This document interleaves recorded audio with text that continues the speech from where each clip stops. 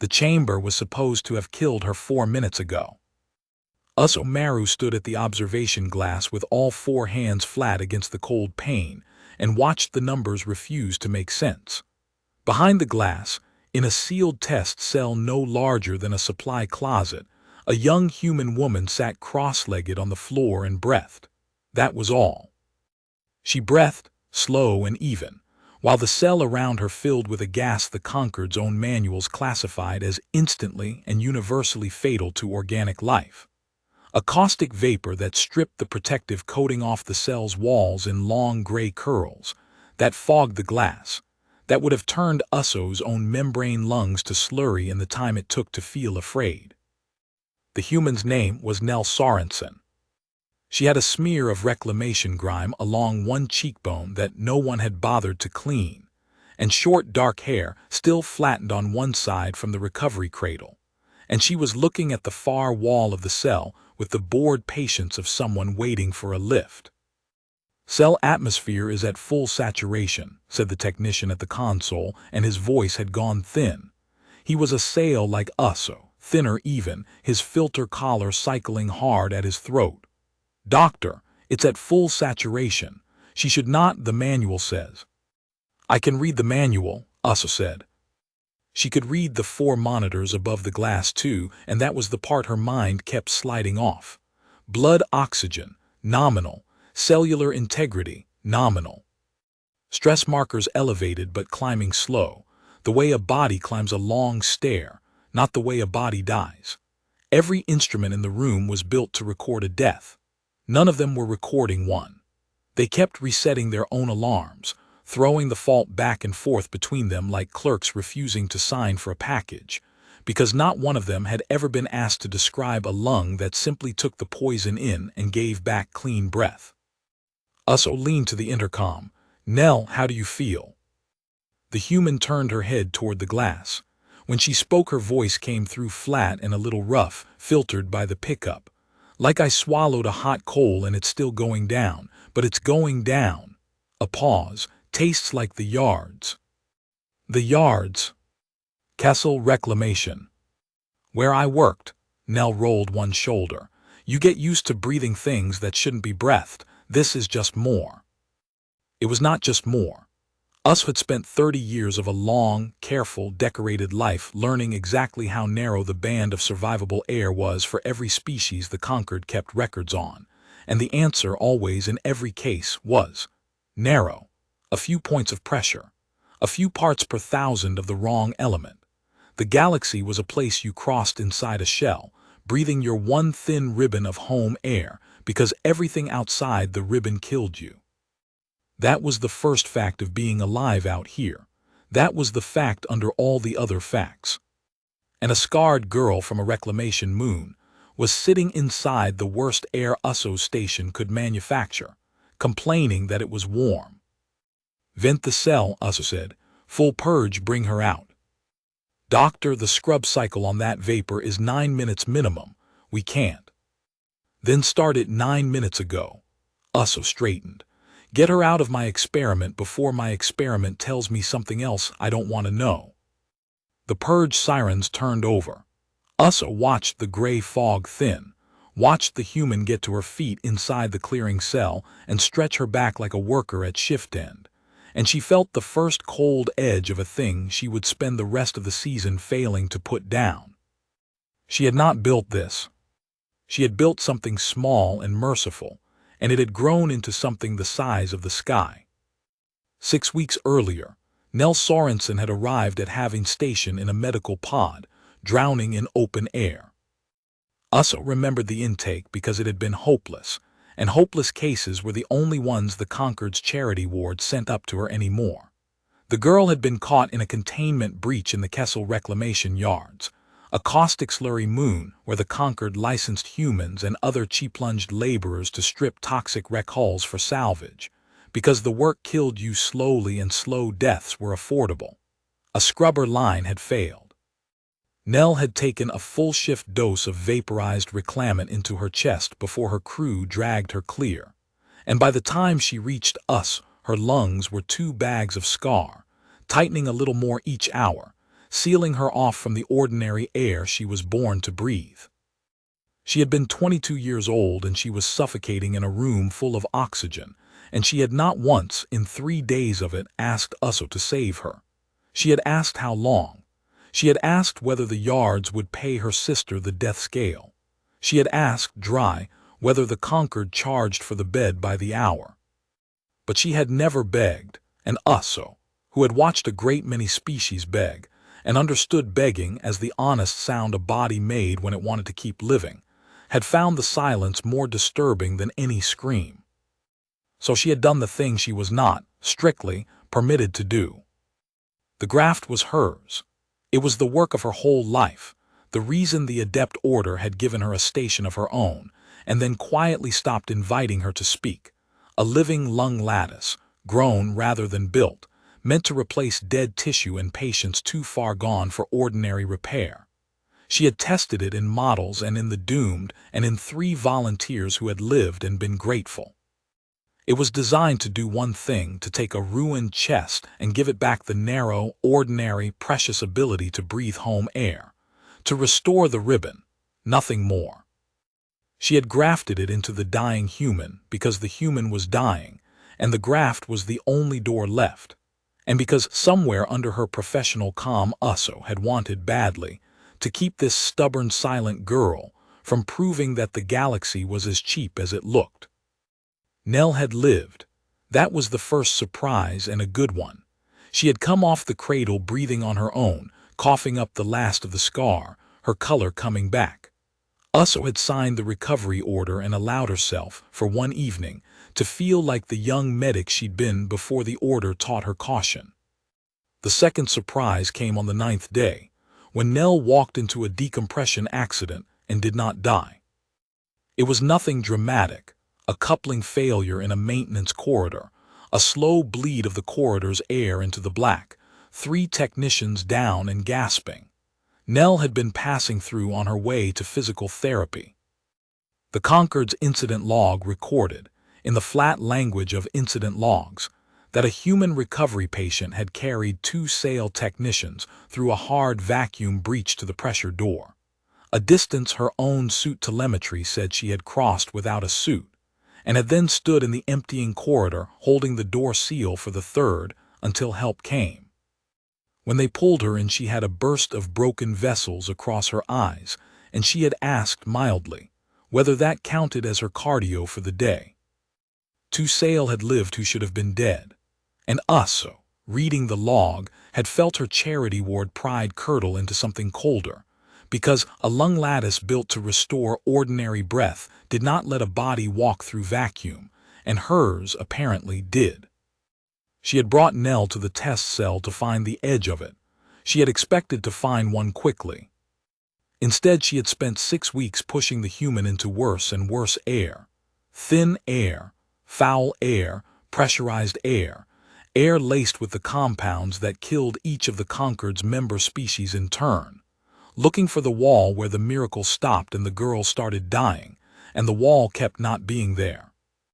Now she stood in the observation room watching the caustic fog vent away, and she understood that she had gone looking for the edge of a thing that might not have one, and that other people were going to want to know what she'd found. Nell came out of the airlock, rolling her jaw like she was working loose a tooth. Uso met her with a cloth and a scanner, and the careful blankness she used on patients she was afraid for. Nell took the cloth, wiped the gray residue off her forearms, and looked at it with mild interest. "That stuff was eating the wall," Nell said. "Yes, and it's not eating me." "Not on the outside." Uso raised the scanner. "Hold still, breathe normally, normal air this time, please." Nell breathed. The scanner drew its slow line down her, and Uso read the line and kept her face still, because the line said what she'd feared. The lattice was working harder than she'd built it to work. It was pulling the poison apart inside the girl's chest, taking what was useful and neutralizing what wasn't, and it was paying for the effort micro tears healing over as fast as they opened, a low constant burn of repair, a body running a furnace to stay ahead of what it was breathing. Nell could survive the killing air. She could not survive it forever, and she could not survive it for free. "You're hurting," Uso said. "Under it, you're hurting the whole time and you're not saying so." Nell folded the cloth into a neat square. "In the yards, the ones who complained got sent down the line first. You learn to keep it off your face." She handed the cloth back. "It's not so bad, Doc. It's a job. Every job's a fire you stand next to. This is not a job. This is your chest performing a controlled burn to keep you alive in air that should have already killed you, and you are talking to me like it's a warm afternoon." "You built it," Nell said, not unkindly. "You tell me what it is." Uso had no answer she liked. She lowered the scanner. Down the corridor, the station's day cycle lights ticked from amber to white, and somewhere above them, in the administrative rings where the Adept Order kept its offices and its records and its opinions, a report was already climbing the chain with her name on it, and the words "test cell atmosphere at full saturation, subject stable in the summary field." She had not sent that report. The console technician's log had sent it, automatically, the way everything at having fed everything else. She had spent 6 weeks quietly failing to find the wall, and she had not once stopped to think that the Conquered watched its own instruments as closely as she did. "Get some rest," Uso told the human. "Real air, real food. I need to make some calls before someone makes them for me." She was too late for that, and part of her already knew it.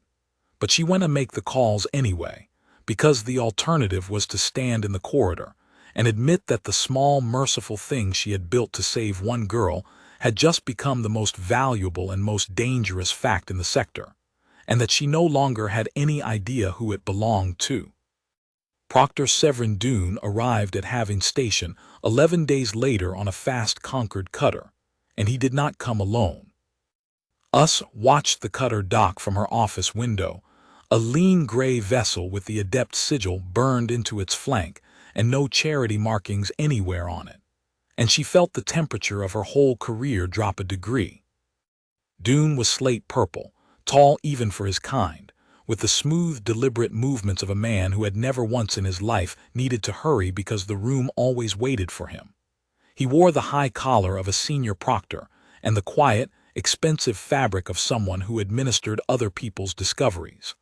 Uso had met him twice, years ago, at the kind of function where the Order decided which of its scientists would be allowed to matter. He had not seemed to remember her either time. She suspected he remembered her now. He came to her office without an appointment, which was its own message, and he brought 2 aides and a clerk with a recording lens, and he sat down across her desk as though the desk were his. "Dr. Maru," his voice was low and pleasant and entirely without warmth. "You've been busy." "I've been treating patients." "You've been treating one patient."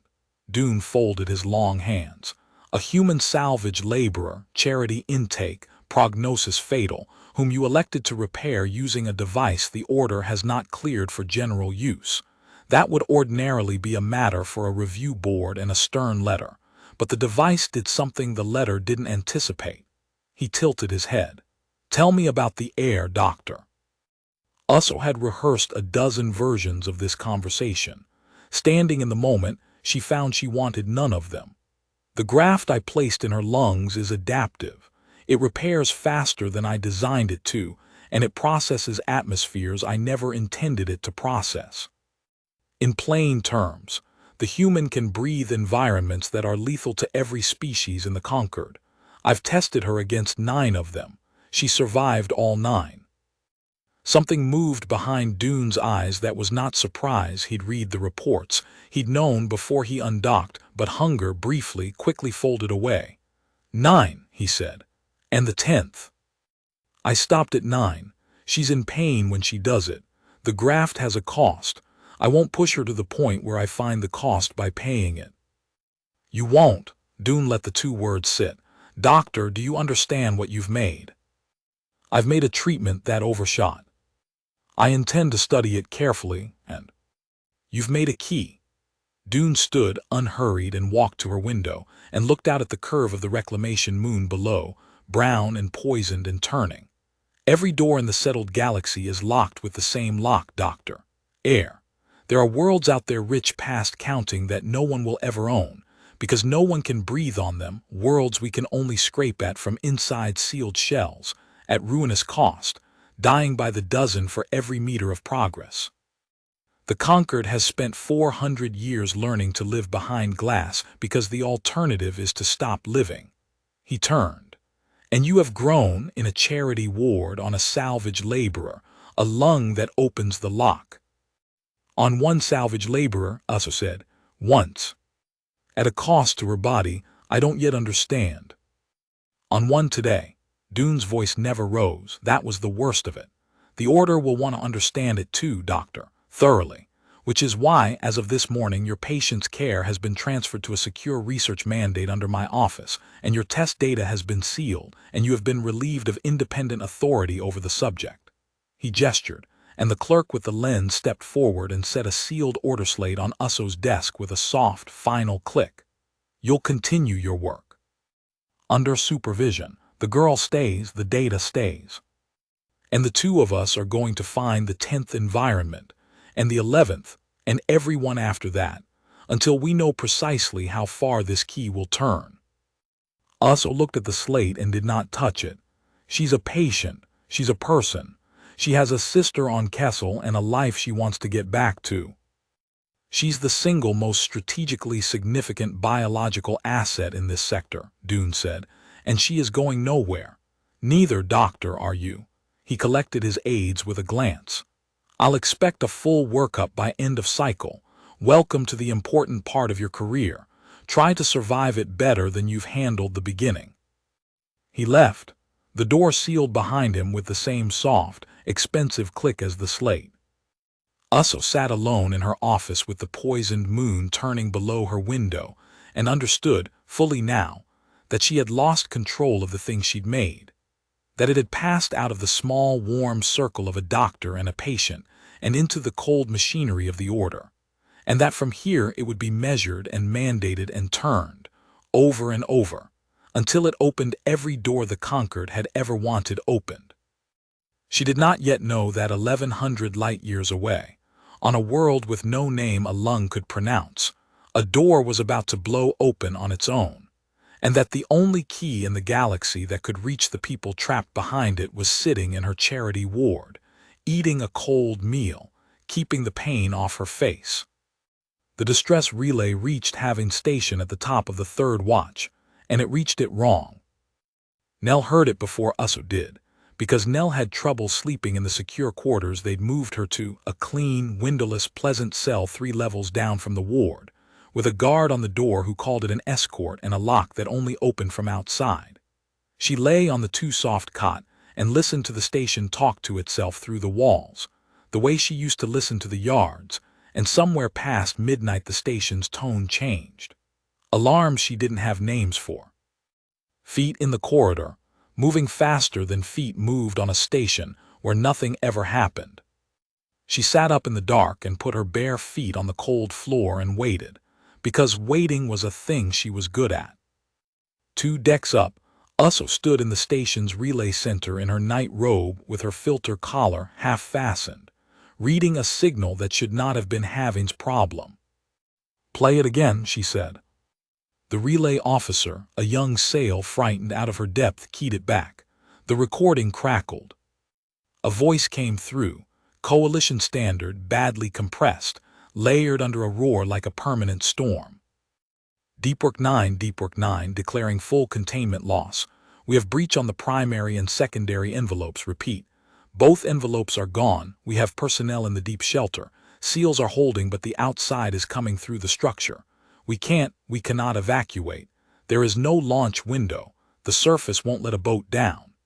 Any station, any flag, we have 41 souls in a shelter that's already tasting the air. We need someone who can come in from outside. There is no one who can come in from outside. God, someone, there is no one. The signal folded into the storm and did not come back. Where? Uso said. The relay officer's hands shook over the board. The tag routes to a conquered survey and extraction platform. Deep Work 9. It's Doctor, It's on the surface of VA. I don't know VA. No one knows VA. That's the point of VA. The officer pulled the registry and threw it to the wall, and us read it and felt the floor of her stomach drop away. VA was not on the Concord's habitable index. It was not on the survivable index.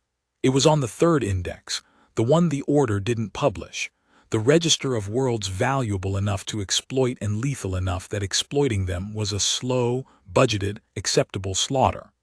The world Nell had breathed in the test cell had been a manufactured approximation of a place like this, and VA was worse than the cell.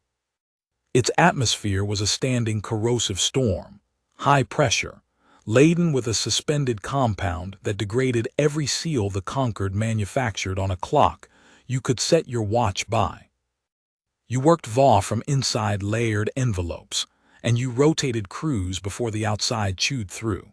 And if both your envelopes failed at once, you did not evacuate, because no boat could sit on that surface long enough to load, and no rescuer could cross the open ground to reach you, because the open ground killed anything that breathed in the time it took to walk it.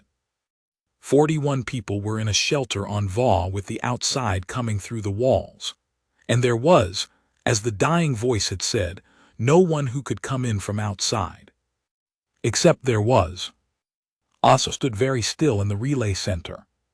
She was aware of the young officer watching her, and of the station's alarms, and of the exact shape of the thought that had arrived in her mind fully formed and would not leave.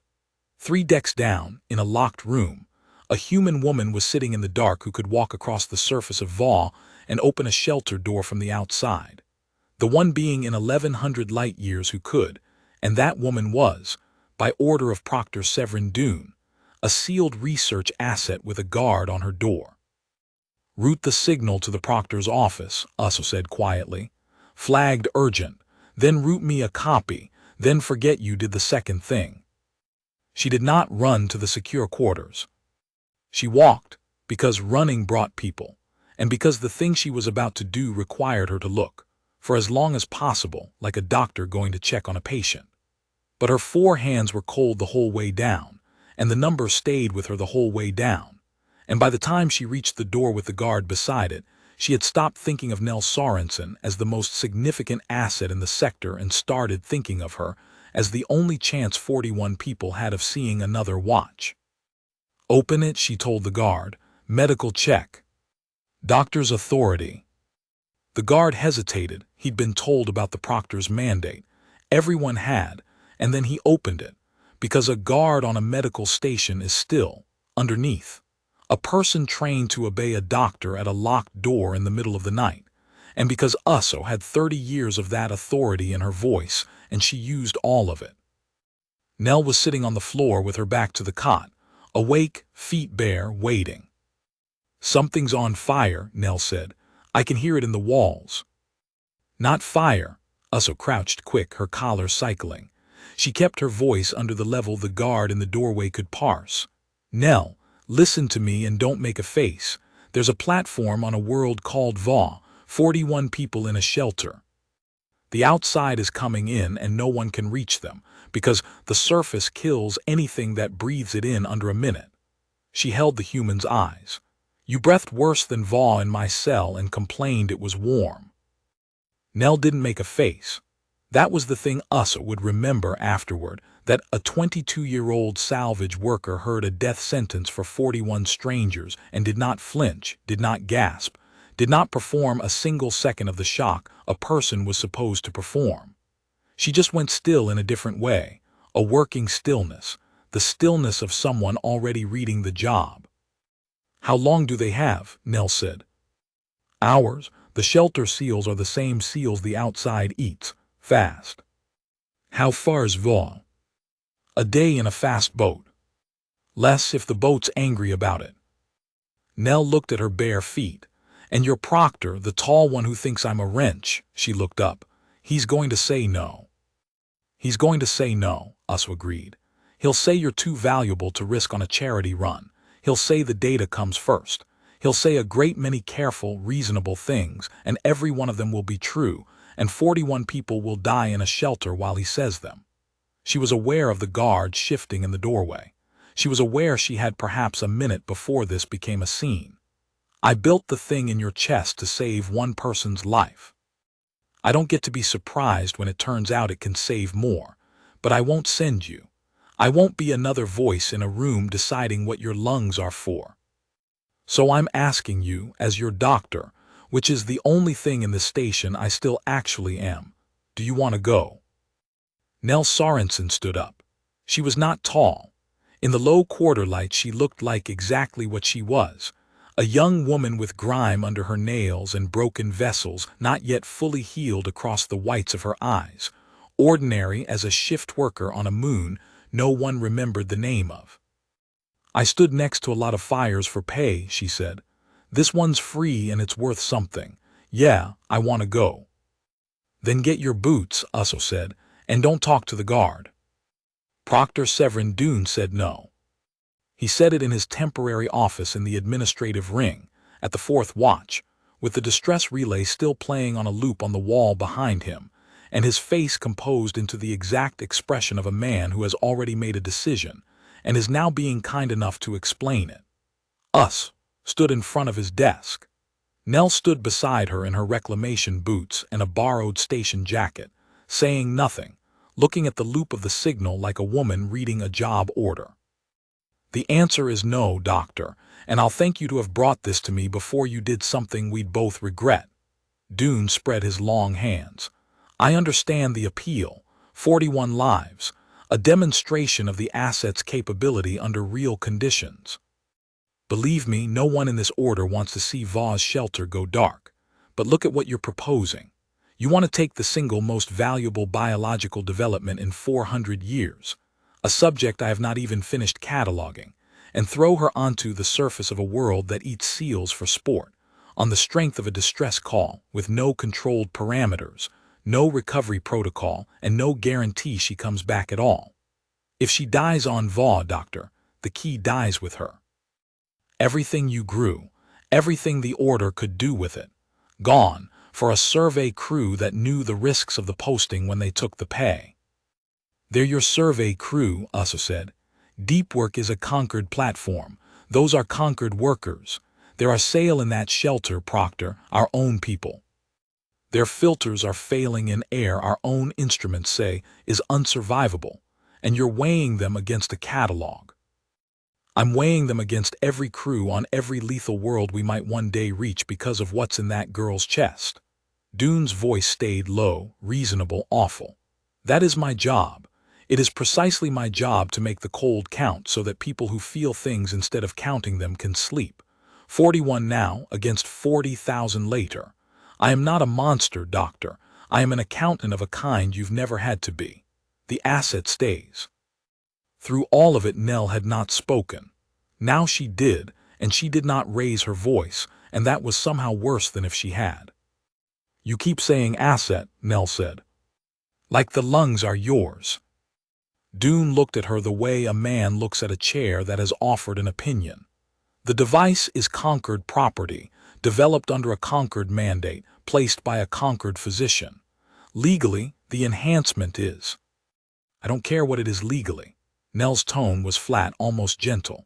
I care that there's 41 people in a box that's filling up and I can walk to the box and you're the only thing between me and the walk. That's all this is, mister. You can dress it up in 400 years of careful. Underneath it's just you, standing in a doorway telling 41 people to hold their breath till they stop. She tilted her head. I worked for men like you. The yards were full of men who made the cold count. You know what the count always came out to? Whatever was cheapest for them. Get her out of my office, Doone said to his aides, and there was for the first time something under the smoothness, not quite anger, closer to alarm, the alarm of a man who has just heard the chair state precisely what the room is. Dr. Marrow, your patient will be returned to secure quarters, and you will be confined to your ward pending review of tonight's conduct. This conversation is being recorded, Usso said. Yes, your clerk's lens has been running the whole time, every word of it, including the part where you weighed 41 conquered workers against a catalog and chose the catalog. She had not planned to say it. It arrived and she let it. You should think, Proctor, about how that recording reads if those people die and it ever leaves this room. You've spent your life making the cold count. Run this count. A key that could have opened the door, held back by your office on the record while our own crew suffocated. That's the account you'll be balancing. Not 41 against 40,000. Just 41 against your signature. The room went quiet. The distress loop crackled behind Dune's head. Seals are holding, but the outside is coming through the structure. And us watched the Proctor do the only kind of arithmetic he trusted, and watched it come out somewhere he hated. 2 aides accompany the asset at all times, Dune said finally, each word laid down like a stone. Full telemetry. If the human sets 1 foot outside recorded parameters, you scrub the run and bring her home, and I do not care how many are still in that shelter when you do. And Doctor, understand that I am not agreeing with you. I am managing a liability. When this is over, the account of tonight is mine to write, and I will write it so that the key belongs to the order and the risk belong to you. Are we clear? We're clear, Aso said. Beside her, Nell picked up the borrowed jacket where it had slipped from her shoulder and shrugged it back on, unhurried, like a worker told the shift was starting after all. Which way's the boat? She said. The fast boat was called the Ashgrace, and it was angry about it. Nell sat strapped into a jump seat in the aft bay and watched the 2 aides Dune had sent try to decide whether she was a patient or a prisoner or a piece of freight, and fail to settle it.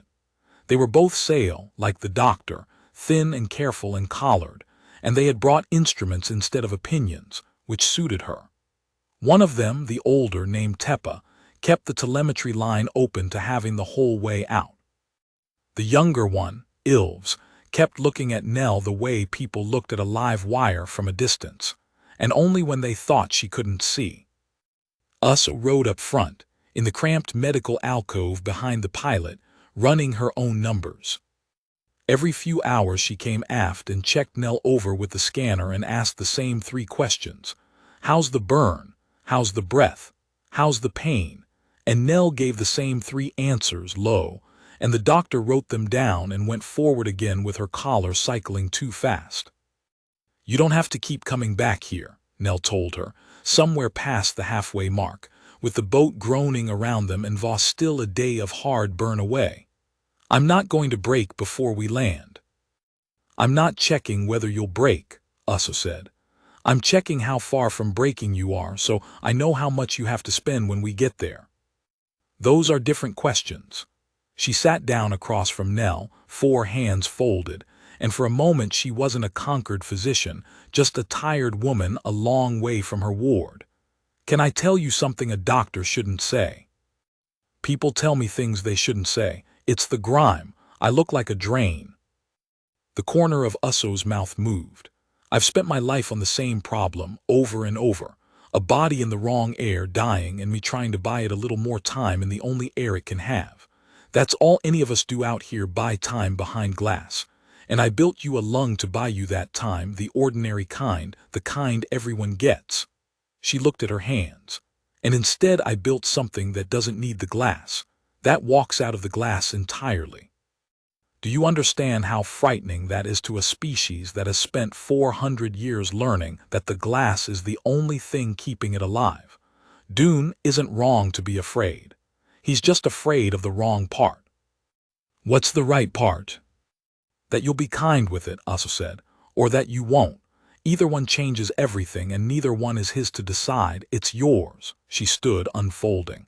He thinks he's guarding a weapon. He hasn't understood yet that a weapon and a rescuer are the same tool held by different hands. The only question that has ever mattered is whose hands. She touched Nell's shoulder briefly, a doctor's touch. Get what rest you can. Val won't give you any. Nell slept some. She dreamed about the yards, the way she always did, the wet gray light, the scrubber lines, the smell of reclamant that never fully left your clothes, and when Ilves shook her awake with a thin, frightened hand and said, "We're in orbit, the pilot says come and see." She came up out of the dream clean and cold and ready, the way she'd learned to.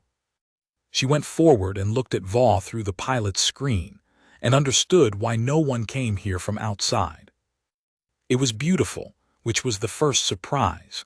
From orbit the storm was a slow marbled churn of ochre and rust and deep bruised violet, banded like a struck stone, lit along one limb by a hard white sun. It looked like a world that had been set on fire so long ago it had forgotten it was burning. And it turned under them, patient and enormous and entirely uninterested in the small, angry boat that had come to argue with it. Deepwork 9 is on the day side in the equatorial band, the pilot said.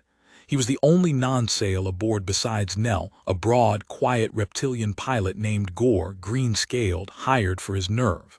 That's the com part if there's a com part. He put a marker on the churn, a single point, indistinguishable from the churn around it. The surface is holding a permanent pressure storm. Nothing flies in it for long. Nothing lands in it and stays. We drop you in a hardened lander. We hold the lander on the deck as long as its seals last, which the platform's own logs say is about 40 minutes before the outside starts to win, and then we lift, whether you're back aboard or not. That's not me being cold. That's the lander. It won't survive longer than that, and neither will I inside it. 40 minutes, Nell said. To get down, cross to the shelter, open it from outside, and get 41 people from the shelter to the lander. Gore's yellow eyes flicked to her. Across open ground. In that. He nodded at the churn. I've flown some ugly postings, human. I have never in my life been asked to fly one where the plan was we open the door and let the passenger out. Behind them, Teppa's telemetry line crackled. Dune's voice came through it, thin and far away and perfectly composed. Boat, this is oversight. Confirm the asset's vitals before descent, and confirm you understand the abort criteria. Any deviation from recorded parameters you scrub and lift. The asset does not improvise. The asset performs the run as briefed and comes home. Acknowledge. Nell looked at the little marker on the churn. The one point in all that fire where 41 people were breathing air that was learning how to kill them. Tell the accountant I acknowledge, she said, and went aft to put on the hardened envelope suit that everyone in the boat knew she would not in the end be able to keep sealed. The suit was a lie, and everyone treated it like the truth, because the truth was worse. Usso helped her into it in the aft bay while the boat shuddered on its first breaking pass through Vaw's upper storm. It was Concord surface gear, layered and rigid, the same kind the Deepwork crews wore, rated to buy a body a small handful of minutes on the open ground before the outside chewed through. On anyone else it was survival equipment. On Nell it was a decoy, something to keep her warm and shielded from the physical battering of the storm, from the flying grit and the pressure and the corrosive rain, while her chest did the actual work of keeping her alive. The seals would fail on schedule. When they did, on anyone else, that was death. On Nell it would only be the moment the job got hard. Listen to me, Usso said, sealing the collar, her 4 hands quick and sure. The suit protects your skin and your eyes from the mechanical damage. The storm out there will flay unprotected tissue. I'm not exaggerating, it will strip you, so you keep the outer layer intact as long as you can, but your lungs don't need it. When the seal on the breather fails, and it will, you don't panic and you don't hold your breath. You breathe. You let the lattice do what it did in the cell. Do you understand? The instinct will be to seal off. The instinct is wrong. You breathe Vaw in like it's the yards, and you keep moving. Breathe the fire, Nell said. Keep walking, I know this song, Doc. And you tell me when it gets bad. Usso caught her eyes and held them. Not when it's unbearable, when it gets bad. There's a difference, and you've spent your whole life pretending there isn't. On Vaw the difference is your life. The lattice can neutralize an enormous amount, but it burns you to do it. And if you push it past what it can repair in real time, it starts spending tissue it can't get back. I built it. I know exactly where that line is and you don't, so you tell me the readings and let me watch the line. That's the deal. That's the only way I let you off this boat. Nell looked at her for a moment. The doctor's collar was cycling hard, her thin membrane throat working, and her big dark eyes were frightened in a way she was keeping very carefully out of her hands. You're scared for me, Nell said. It wasn't a question. Not of me. Everyone up in your rings is scared of me.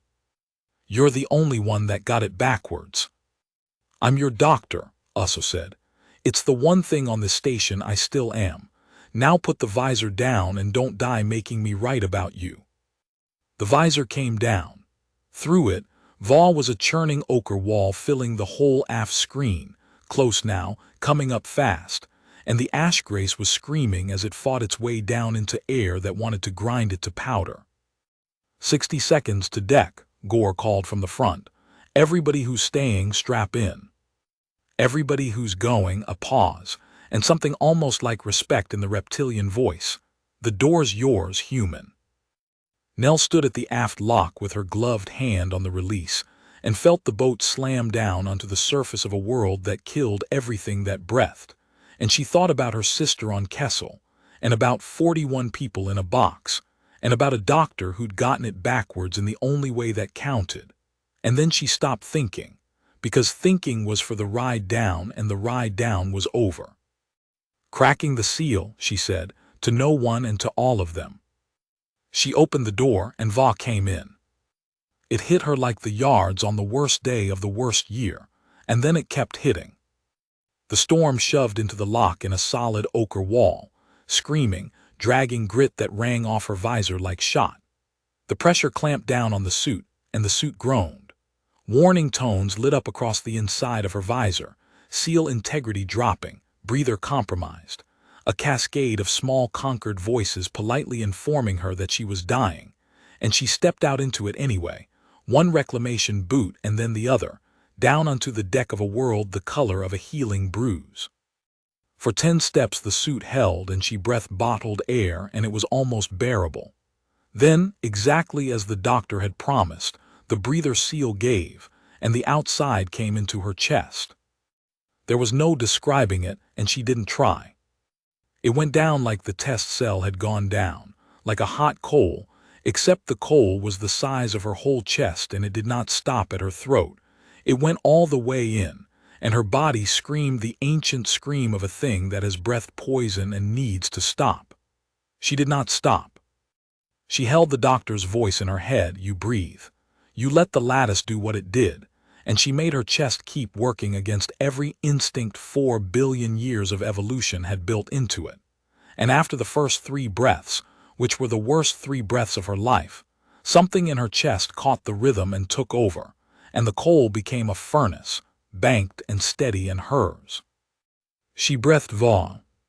She stood on the open surface of a world that had no name a lung could pronounce, in air that was dissolving the deck under her boots, and she breathed it, and she did not die. Doc, she said, and her voice came out of her raw and low and wrong, filtered through a throat that was learning a new job. I'm off the boat. Breather's gone. It's working, Doc. I'm standing on it. Uso's voice came back through the suit comm, tight, close, threaded with the storm. I have your readings.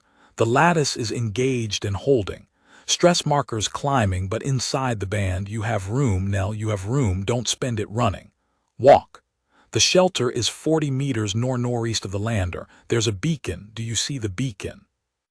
Nell turned into the storm. The ochre churn thinned for half a second in a gust, and there, 40 meters off across ground that steamed and pitted where the corrosive rain struck it, she saw it. A hunched gray structure, low and armored, with a single blue emergency beacon still burning on its roof. The last light on the last box on the worst world in the sector, and 41 people inside it, waiting for a door to open that no one alive could open. Except her. I see it, Nell said and started to walk. Behind her, muffled and far, she heard Gore's voice on the general channel. Not meant for her. Meant for the doctor, meant for having. Meant for the record Dune was so careful about. A big green-scaled pilot on a boat that was already starting to die under him, watching a small human woman walk unshielded across the surface of Va toward a door no one could reach. I'm looking at it, Gore said very quietly, and I still don't believe it. 40 meters on Va was a long way to be alive. Nell walked it into the teeth of the storm with her spent breather hanging useless at her jaw and her chest running its furnace. and the corrosive rain hissing off her outer shell in little threads of steam.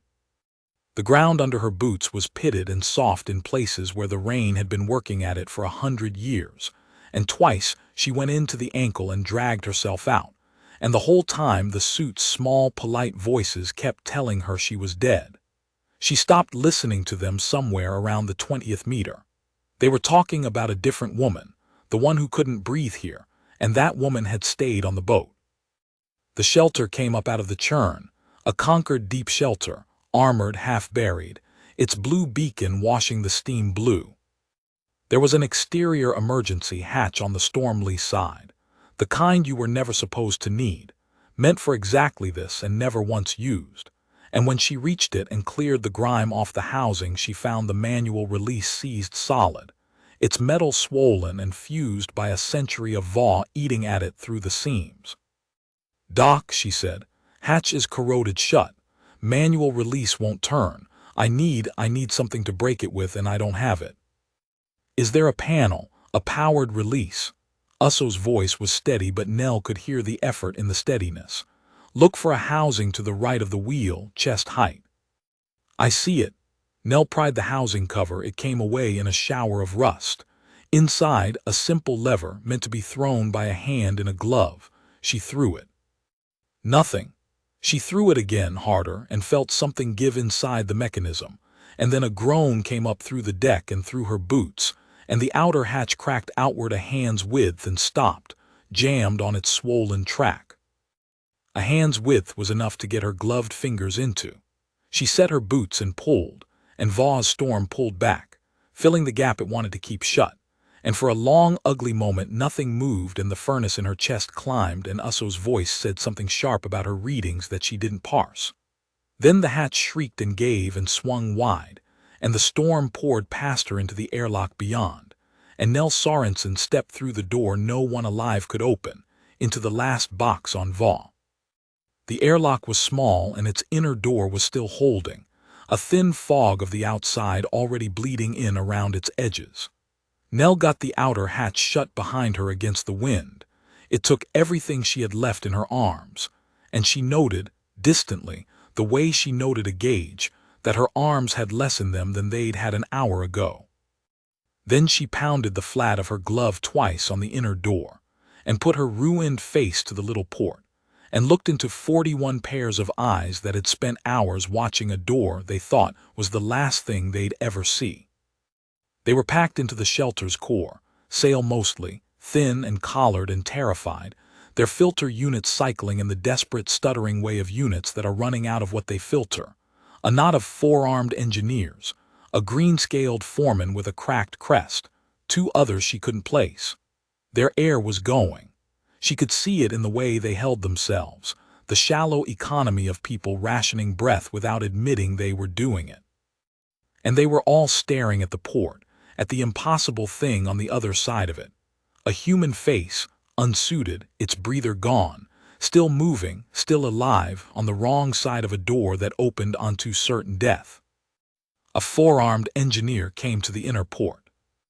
Old by the gray at her joints, her crest scored with the marks of a long career. She looked at Nell through the glass, and Nell watched her do the arithmetic that everyone did, the same arithmetic Dune had done, the same the pilot had done. This cannot be. This is not survivable. And yet, and watched it come out somewhere the engineer had no shelf to put it on.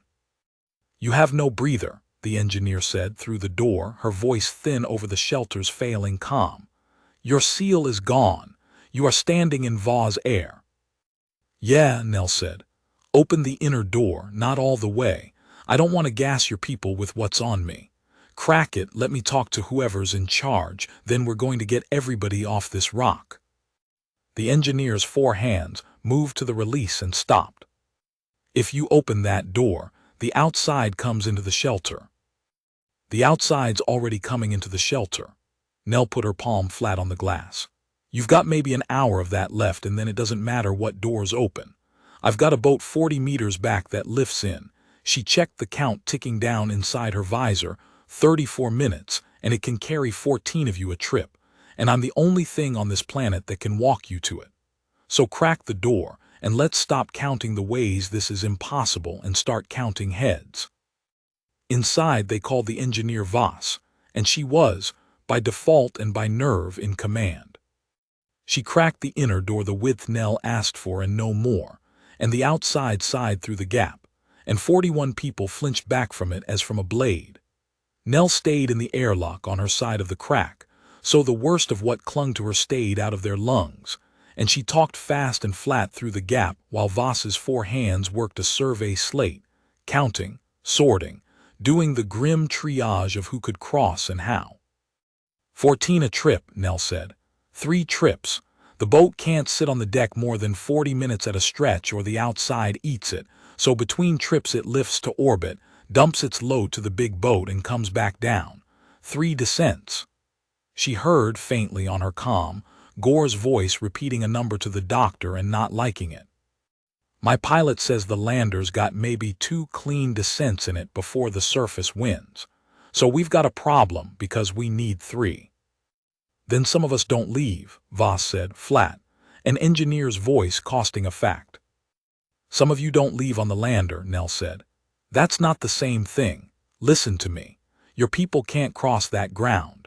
Their suits are spent, I can see the filters dying from here, they get maybe 1 short exposure before their seals go, and the crossing's 40 meters into a storm that'll knock them flat. So we don't make them cross 40 meters. We make them cross 12. She sketched it against the airlock glass with a gloved finger, quick, the way she'd sketched salvage rigs in the yards 100 times. The lander can't reach the shelter. But it can move. Gore can lift it off its mark and set it back down closer, once on the near side, right at the edge of where the ground's firm, get it inside 12-15 meters.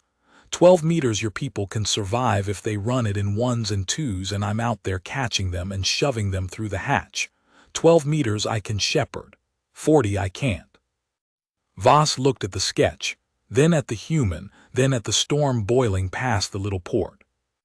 And the 3rd trip, she said, the one the lander won't survive. The 3rd trip's mine to figure out, Nell said. Get me the first 14. The sick ones, the low filters, the ones whose air's shortest. Now, Voss. My clock's your clock, and it's already spending. Voss turned and began to give orders, and the shelter came alive with the terrible ordered motion of frightened people who have been given, at last, something to do. And Nell stood in the airlock breathing Vaugh and felt her chest climb another notch, and heard the doctor in her ear, low and urgent and only for her. Nell, I've been watching your line the whole time you were talking. You're at 60% of your margin and you've been on the surface 11 minutes. You planned 3 trips. Your body doesn't have 3 trips in it, not at this rate, not with the work you just did on that hatch. I need you to understand the number I'm looking at. If you spend this the way you're describing, you run out before the 3rd load is off the ground. Then I run out on the 3rd load, Nell said, quiet so only the doctor heard. Not before. That's not. Doc? Nell watched Voss sorting the sick and the small toward the door, watched a young sail tech with a stuttering filter being pushed to the front, barely more than a kid, eyes huge over the collar. You told me to tell you when it got bad, not when it got unbearable. I'm telling you, it's going to get bad. I'm going to do it anyway. Your job's to keep me on the right side of the line as long as you can, and my job's to get 41 people off this rock. Those are different jobs. You said so yourself. A breath, Raw, let me do mine. Watch the line and yell when it's the last minute. I'll trust the yell. There was a silence on the comm. That was the doctor spending something too. The last minute, Usso said finally. I'll give you the last minute. And Nell, you'll take it when I do. That's the new deal. You get the people you can get, and when I call the last minute, you come home, and you let me be right about the number even if it costs you the last load. Because if you die on Vaugh, they classify you, and the next human who breathes something lethal breathes it in a laboratory for the order forever. You are not just carrying 41 people. You're carrying what this thing turns out to be. Do you hear me? Take the last minute. Nell watched the young sail tech reach the front of the line, watched Voss seal the kid's spent suit as tight as a dead suit could seal, watched 41 people arrange themselves around a hope they didn't dare hold. "I hear you," she said, and did not promise. 1,100 light-years away, in a sealed office on Having Station, Proctor Severin Dune watched the same telemetry USA watched, and did a different arithmetic, and reached for the abort. He had the authority. He had built the authority into the mandate for exactly this moment. A single command that would order Gore to lift the lander and the boat and leave, that would scrub the run and bring the asset home, that would draw a clean line under the whole reckless charity of it before the girl's death made the key worthless. His long slate-purple finger hovered over the command. On the wall the numbers climbed. The asset's stress markers, the surface clock, the lander's degrading seals, the descent count. Every number told him the same true thing. She was going to spend more than she had. The run was going to fail on the third load, and when it failed, he would lose the most valuable biological development in 4 centuries to a survey crew that had known the risks. Abort now and the key came home. Abort now and he could write the account clean, the asset was recovered, the physician was disciplined, the loss on VA was regrettable and no one's fault but the world's. 41 against 40,000. He had said it in his office and he had meant it, and the arithmetic had not changed. His finger hovered. And then the clerk with the recording lens, standing in the corner where clerks stood, said, in the small flat voice of someone reporting a fault, "Proctor, the distress relay, it's open." "I know it's open. Deepwork opened it." "No, Proctor, it's still open. Deepwork's transmitter failed an hour ago. This is Having's relay."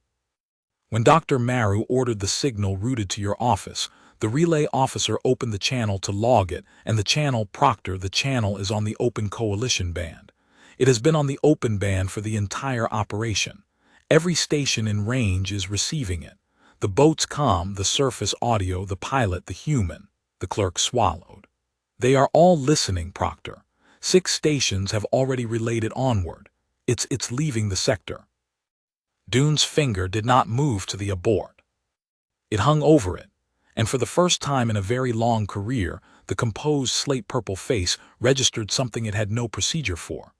The understanding that the thing he had spent 11 days trying to seal in a laboratory was, at this moment, being broadcast live to half the settled galaxy.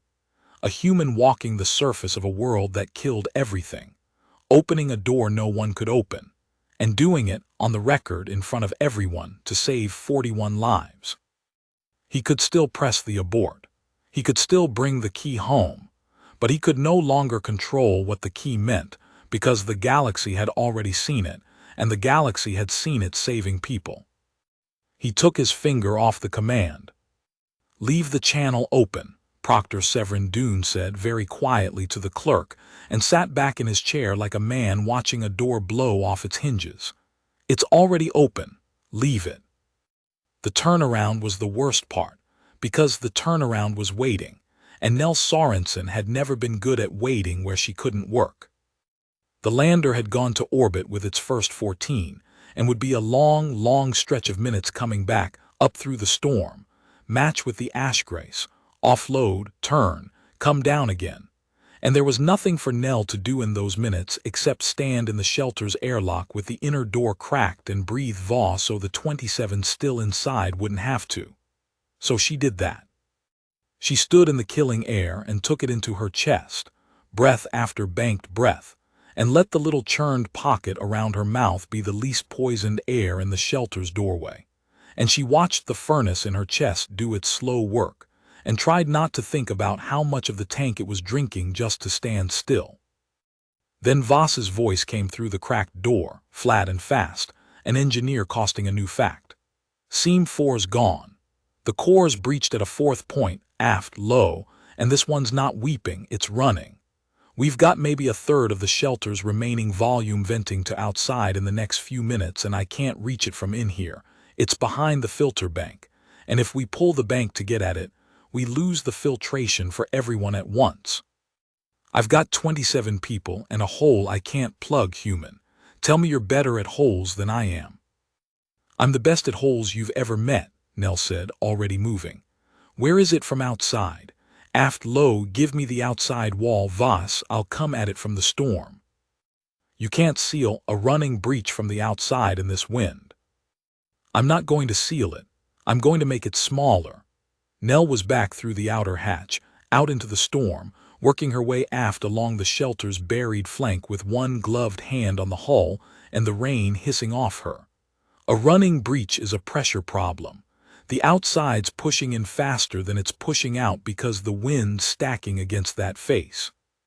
If I can break the wind off that face, pile something against it, a windbreak, anything, the pressure across the hole drops and the run slows to a weep, and your filters buy back the minutes. That's yard's work, Voss.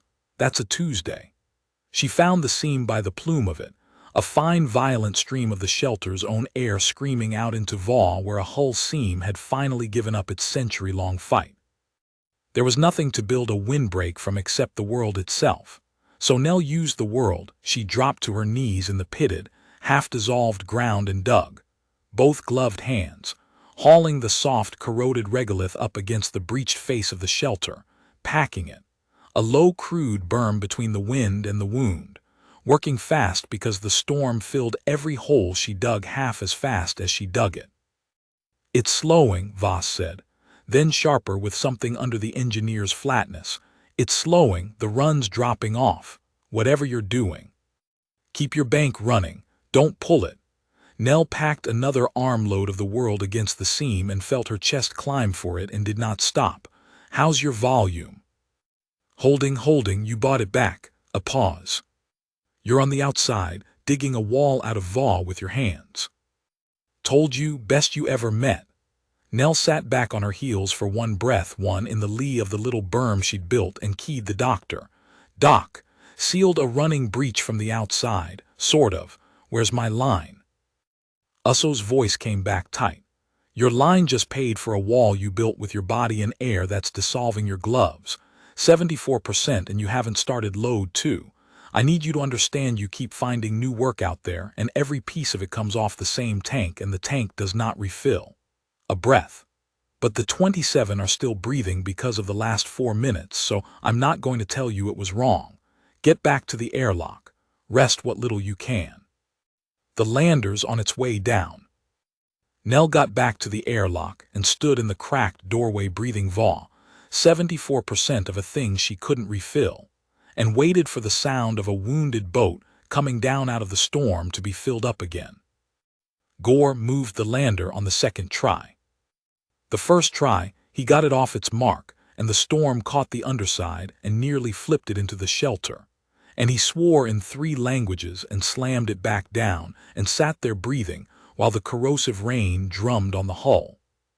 Then he did the thing pilots do when the first try tells them the truth about the job, which is he stopped flying it like a machine and started flying it like a fight.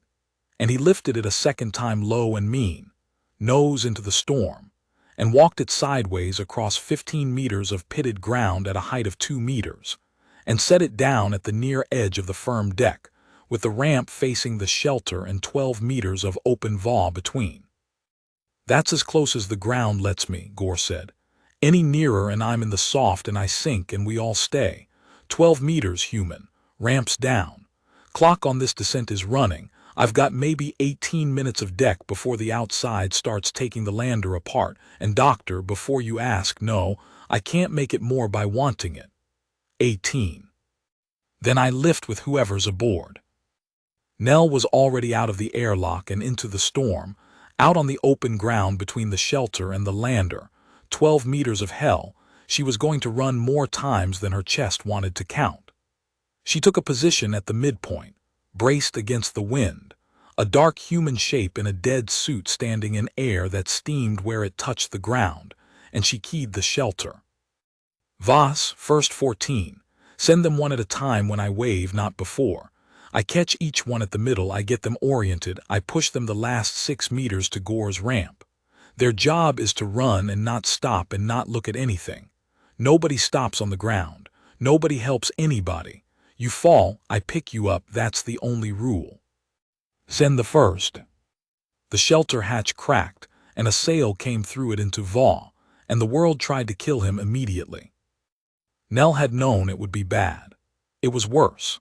The storm hit the thin-collared figure the instant he cleared the shelter's lee and knocked him half off his feet, and his spent suit lit up with the same cascade of failure warnings hers had, and he made it 4 steps and froze.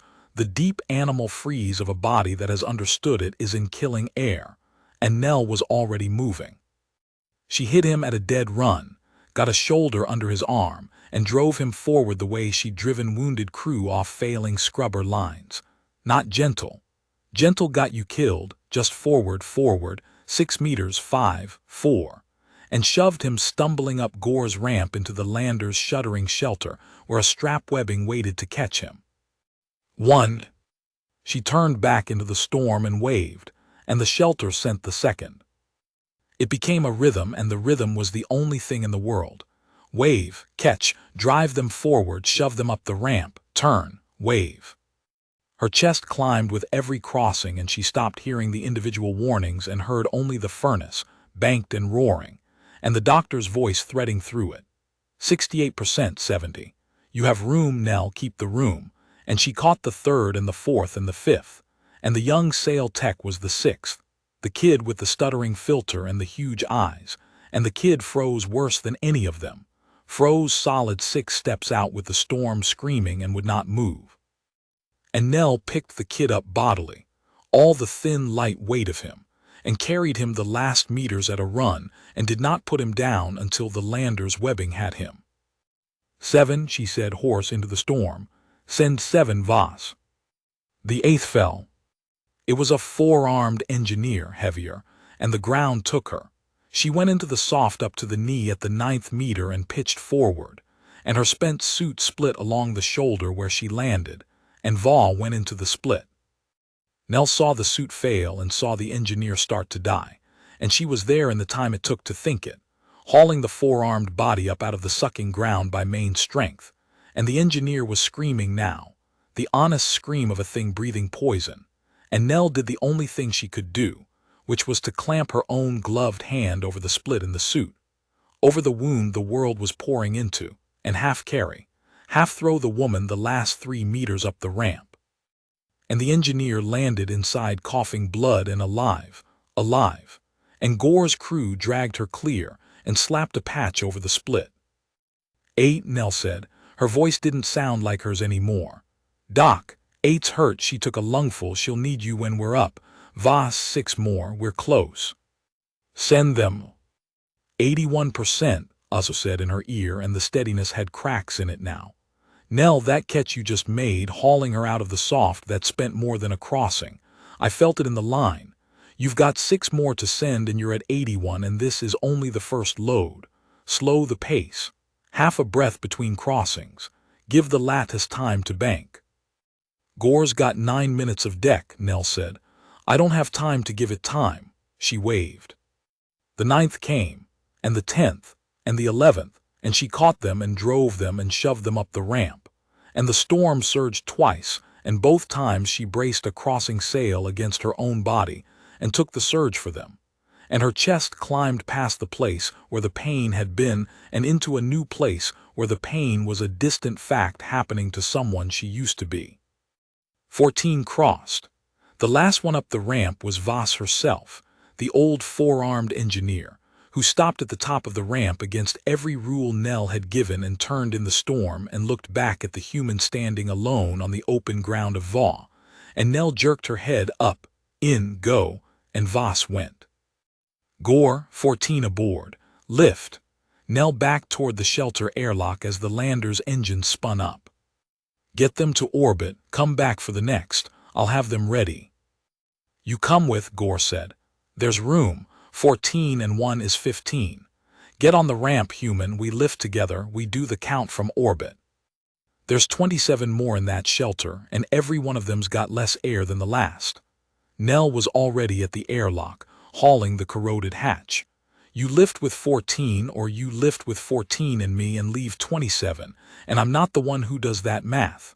Go, Gore. Come back. I'll be here.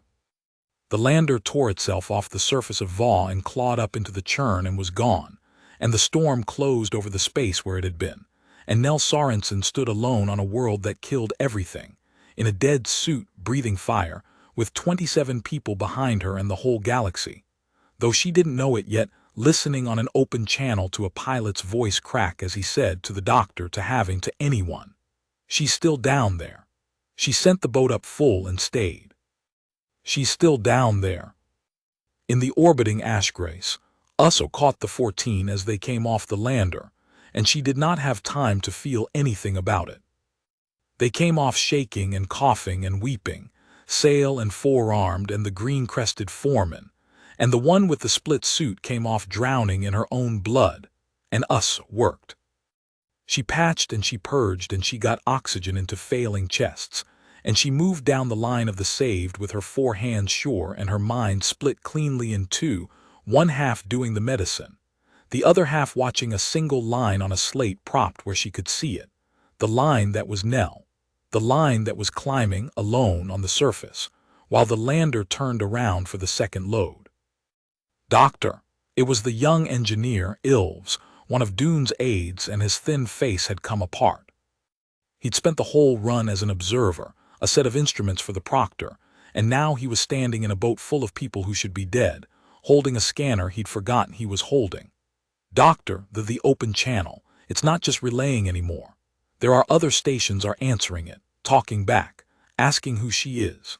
There's a human freighter 3 systems out that broke off its run and is burning this way and won't say why. There's a Concord border cutter demanding we identify the asset. There are a lot of voices and they all want to know the same thing, and the proctor's office has gone silent. And what do I tell them? What is she? Us did not look up from the four-armed engineer's split chest, where she was coaxing a burned lung back toward function, with the same patience she'd once coaxed a dying human's. You tell them the truth, she said. You tell them a doctor built a lung to save one patient's life, and it turned out to be a lung that doesn't need the glass the rest of us live behind. And you tell them that the first thing that lung ever did out here in front of everyone was walk onto the worst world in the sector to open a door no one else could reach. She tied off the last of the repair. The engineer breathed, ragged but real. That's what she is, Ilves. She's the answer to the oldest question we have, the one under all the other questions. Whether the thing that can go anywhere goes there to take or to carry someone home, she's down on Va answering it right now in the only language that's ever settled it. She finally looked up and her big dark eyes were wet and steady. Tell them to watch, and then get out of my light, I have 13 more. Ilves went, and Uso bent back to her work and kept the line where she could see it, and watched Nell climb 84%, 86, while 1,100 light-years of open channel held its breath, and a girl from a reclamation moon got ready to run 12 meters of VAW 27 more times. The lander's second descent went wrong before Gore even touched the deck. Nell heard it in his voice first, the tight, careful, too-even tone of a pilot managing a machine that has started to argue back. Coming down for load 2, he said. Be advised the SEALs took a beating on that first descent, worse than the platform logs said they would. This storm's got teeth the survey never wrote down. I'm going to have less deck time this trip. I'll set down on the same near mark. Have them ready, human, because when I say lift, I mean lift. They're ready, Nell said. They were. She'd spent the turnaround in the airlock with the inner door cracked, breathing Voss so the shelter wouldn't have to, sorting the next 14 with Voss's foreman by comm, drilling them on the 12-meter run go when she waves. Don't stop, don't look, fall and she picks you up. Her chest had banked a little in the weight, dropped back off its peak, and the doctor had made her stand still and take slow breaths, and she had, because a deal was a deal, and now she was at 79% instead of 86, and that 4% was the whole world. The lander came down through the churn, and it was hurt. She could see it the moment it broke the ceiling of the storm. A shimmer wrong along its flank, a place where the outer hull had gone matte and pitted, where Va had already started eating what Gore couldn't protect. It slewed on the way down, caught a gust, and Gore fought it flat and slammed it onto the near mark hard enough that Nell felt the deck jump, and the ramp came down crooked and stuck halfway, and Gore's voice said a word that needed no translation, and then the ramp ground the rest of the way open. 12 minutes, Gore said. That's all this descent's got, 12.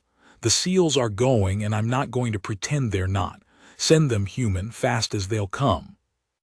Nell ran out to the midpoint and braced and waved, and the second 14 began to cross VA. She was slower this time. She felt it and hated it and could do nothing about it. The furnace in her chest had a lag now, a half beat where the neutralizing didn't quite keep pace with the breath, so that every fourth or fifth breath got through with a bite still on it, a mouthful of the real VA, and each one landed like a coal, and the lattice caught up and banked it, but a little of it stayed. A little of it always stayed now. She caught the first and drove him up the ramp, 81. She caught the second and the third, 84. She caught the fourth, a heavy four-armed man, and the storm surged as she did it, and she took the surge and shoved him up the crooked ramp and turned back into it, and the doctor's voice was in her ear saying a number she didn't want, and she waved for the fifth. Nell, also low, urgent. You've slipped. The repair rate's falling behind the load. You're taking damage now that isn't healing in real time, small amounts, but it's accumulating, and I can see the slope of it. I'm not calling the last minute yet, but I'm telling you the last minute is closer than the run is. Do you understand what I'm saying to you? You have 14 more crossings this load and 27 total, and your body is going to run out somewhere in the middle of that. And I need you to start deciding now which lives you can still buy and which you can't, because you don't get to buy all of them. That's the number. I'm sorry. That's the number. Nell caught the fifth and drove her forward and shoved her up the ramp and turned back into the storm, and through the churn she could see the shelter hatch, and the next thin-collared figure waiting in it, and behind that one another, and behind that one another, 22 more after this load, all of them with less air than the last. Then I buy the ones I'm standing in front of, Nell said, until I can't, and waved for the sixth. She got the second 14 across, and it cost her more than 14 crossings should have cost anyone. The last 4 of them came in a bad stretch, a storm surge that stood the rain up sideways and turned the 12 meters into a wall she had to push each body through by force. She caught the 11th and the 12th and the 13th, and each one she took the surge for, standing between the small collared figure and the worst of it, so the outside hit her instead of them. And each time the furnace in her chest took the hit and banked it and stayed a half beat further behind. The 14th was the green-crested foreman, heavy and stubborn, who tried to carry a limp bundle across with him, a spare filter pack for the one still in the shelter. He'd grabbed it. He wasn't going to leave it, and the weight put him in the soft, and Nell hauled them both out, the foreman and his pack, and drove them up the crooked ramp with the last real strength in her arms, and stood swaying at the midpoint of VA while Gore screamed that the deck time was gone. Lift, she told him, 28 off this rock, lift, Gore. The lander clawed off the surface, and this time it did not climb clean. It staggered up into the churn, trailing a thin, bright ribbon of something burning off its underside, and Nell watched it go and did not let herself think about what that ribbon meant until Gore's voice came back down, from high up, tight as a wire. Human doctor, everybody on this channel, a breath. The lander's done. I'm going to make orbit with this load, I think, if I'm lucky and I fly it perfect. But she's not coming down a third time. The outer seals are gone, the underside's compromised. There's a burn-through starting near the port cell. If I bring her back into that storm, she comes apart on the way down or on the deck, and then there's a wreck sitting on your only landing spot and nobody comes off VA at all. Another breath, and the cost of the next words was audible. There are 13 people still in that shelter, and I can't reach them. I'm sorry. I've flown this thing as hard as it flies and it's got nothing left. 13. I can't reach them. The open channel, all 1,100 light years of it, went silent. Nell stood alone on the surface of VA with 28 lives saved behind her and 13 still ahead, and she turned and looked at the shelter, at the blue beacon still burning on its roof, at the little port where she knew Voss was watching, and she keyed the calm, low level, the yard's voice, the one that never let anything onto her face. "Voss, how's your air?" A pause. When the old engineer answered, she answered like an engineer with a number. 13 of us. The shelter's core is breached at 3 seams now and I can't stop them. Filters on the 13 are between 8 and 20 minutes, the low ones first. Call it 15 minutes before the first of us stops and 40 before the last. A beat. "Your boat can't come back, I heard it. Don't spend your voice being sorry. Tell me what's real." What was real? Nell ran it cold, the way she'd run a failing salvage rig with the line going and no time, inventory, distance, the clock, the tools. The lander was gone. The Ashgrace overhead couldn't touch the surface. 13 people, 15 minutes on the short end, no ride. "Doc," she said, "tell me about the storm. The near side between here and where Gore keeps setting down. The ground's firm there," he said it, "the firm deck, that's why he lands there. How far does the firm run? Is it firm all the way to anything, a ridge, a rise, anything the storm's weaker behind?" There was a silence while Usso pulled the survey.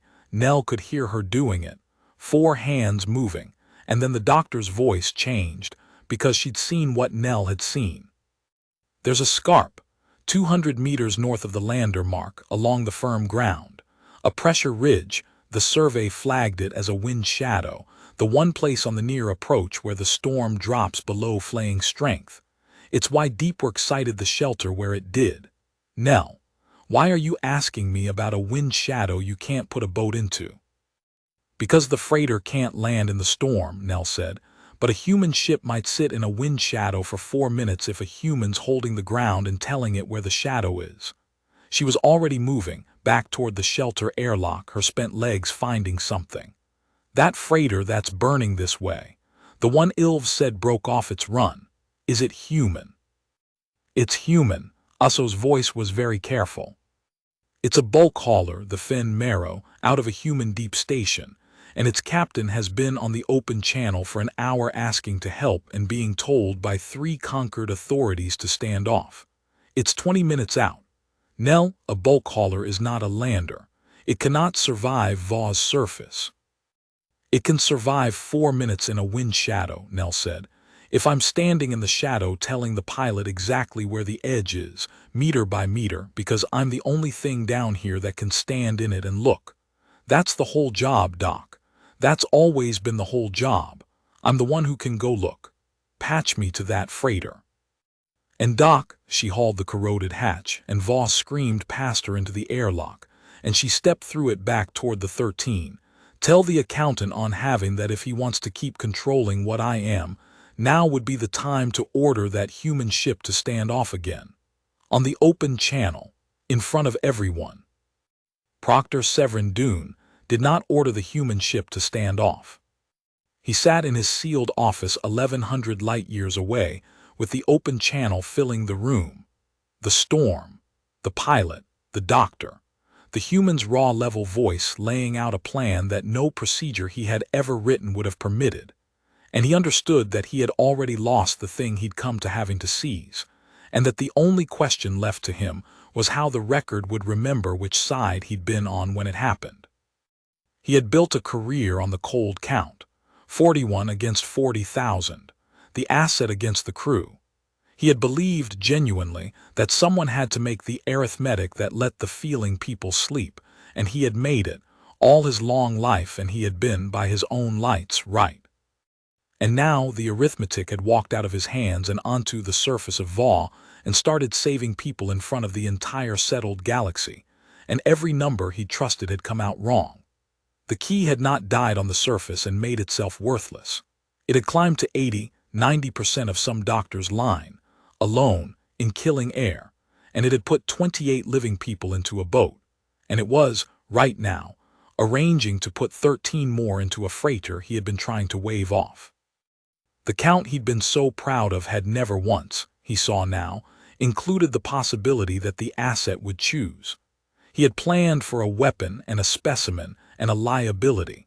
He had not planned for a person who would stand on the worst world in the sector and refuse to leave anyone in the box. Clerk Proctor Dune said. His voice, for the first time in the whole affair, was not perfectly composed. Open my channel to the Fen Marrow, conquered authority. The clerk's hands hovered, Proctor to order them off. To clear them in. Dune closed his eyes. Concord grants the human hauler Fen Marrow emergency landing authority at VA, all restrictions waived, all liability assumed by my office. Log it under my name, timestamp it. He opened his eyes and looked at the churning ochre world on his wall, and at the small climbing line that was the girl he had tried to own, and he did the last piece of arithmetic he would ever be sure of. And log this.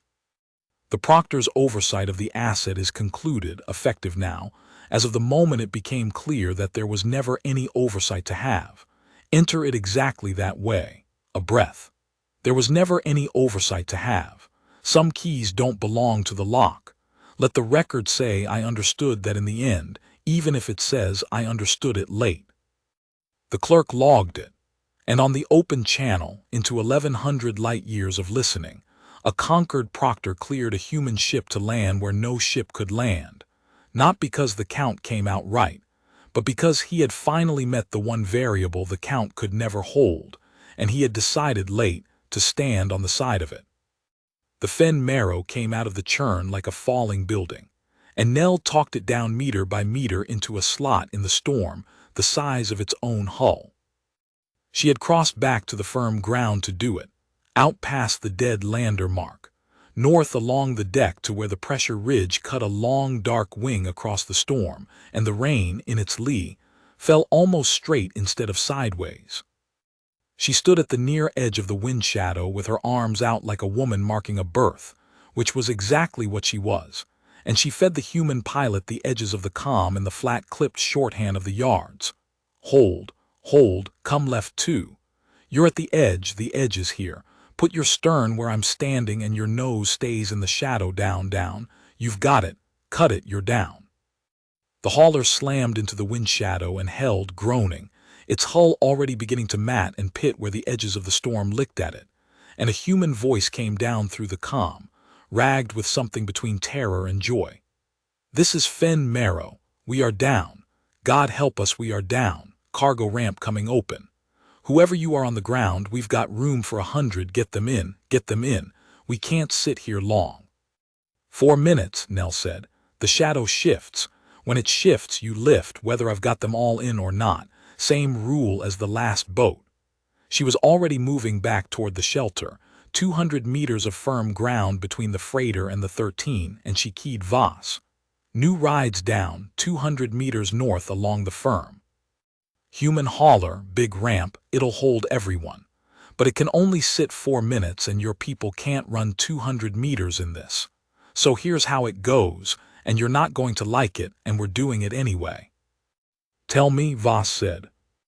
You come out in one group, all 13, roped together, and I walk you. Nell reached the airlock, hauled it, stepped through into the storm one more time. Every spent suit you've got, every filter pack, we put on the weakest and we move as one body and I'm the anchor. 200 meters. Some of your filters won't last it. The ones that go, I get a hand over, I carry, I breathe for the gap the only way I can, which is I take the exposure off you and let my chest eat it. You keep moving. Nobody stops. You fall, the rope holds you and I pick you up. 200 meters, Voss. It's a long walk and it's the only walk. Rope up, now. Usso's voice came into her ear, and it was not steady at all anymore. Nell, I've been watching the line since you crossed to the ridge. You're at 91% and you haven't started the hard part. 200 meters, 13 people, carrying the ones whose filters fail, taking their exposure onto yourself, Nell. That isn't a crossing, that's 10 crossings, and you don't have 10 crossings. You have, her voice caught, you have maybe 4. This is the last minute. I said I'd give it to you, and I'm giving it to you now early because I can see the bottom of the line and it's closer than the freighter. This is the last minute. You come home. You've saved 28. That's more than anyone in the galaxy could have saved. It's enough. Come home, Nell. Take the minute, please. Nell Sorensen stood in the storm with the rope in her hands, and the 13 filing out of the shelter behind her into the killing air. small and collared and roped together and trusting her with the last of everything they had. And she keyed the comm, and she gave the doctor who'd gotten it backwards the only answer she'd ever really had in her. "You said I'd take the last minute," Nell said, "and I let you think I would. That was the lie. Watch the line, Doc. Yell all you want. I'm walking these 13 to that boat, and then I'll come home and you can be as right about the number as you want when I do. Ropes tight. Voss, we walk." They walked. 13 roped bodies and one anchor, out of the shelter's lee and into the full weight of Vaugh, and the storm hit the line like a hand sweeping a table. Nell felt it come and set her boots and took it, leaning her whole body into the wind so the 13 behind her walked in the small broken calm of her shadow, and she pulled the rope taut and started north along the firm ground. One step, and then another. 200 meters that might as well have been 200 kilometers. The first 10 meters were almost all right. Then the low filter went. It was one of the small ones near the back, a young sail whose unit had been on 8 minutes when they roped up and had spent 6 of them just getting out the door, and Nell felt it through the line before she heard it, a stumble, a drag, the rope going heavy in her hands. She didn't stop the walk. Stopping killed all of them. She hauled the line hand over hand, dragging the whole roped body of them forward while she moved back along it, and she reached the young sail as his suit filled with Vaugh and his thin hands went to his collar, and his mouth opened in the scream she'd heard the engineer make, and she did the only thing there was to do. She got her body between him and the storm, clamped one glove over the dead intake of his collar to slow the flood, and put her own ruined face down close to his, close enough that the little pocket of air her own breathing churned around her, the air her chest had just taken from Vaugh and given back nearly clean, was the air he gasped instead of the raw poison. It wasn't clean. It was a long way from clean. But it was survivable for the space of a few breaths. The difference between a body that dies and a body that only nearly does, and the young sail caught it and clung to it and stopped screaming, and Nell got a shoulder under him and walked all of them, forward, the rope in one hand and the boy against her side, breathing what her chest could spare. "Doc," she said, and her voice was a wreck now, torn down to gravel. "One's off filter. I've got him. I'm giving him what I can. How's the line?" "You dropped 4 points doing that." Usso's voice had stopped being steady and become something else, something Nell had never heard from her, a doctor watching a number she could not change. "You're at 87 and falling, and you've gone 40 meters. You have 160 left and a boy on your arm you're breathing for, and every meter you carry him you fall faster. Nell, I'm not going to lie to you about the line anymore because you'd only use the lie against me. Here is the truth. If you carry that boy all the way, you reach the freighter at 0, not near 0, 0. And 0, in the thing I built, is not a rest you get up from."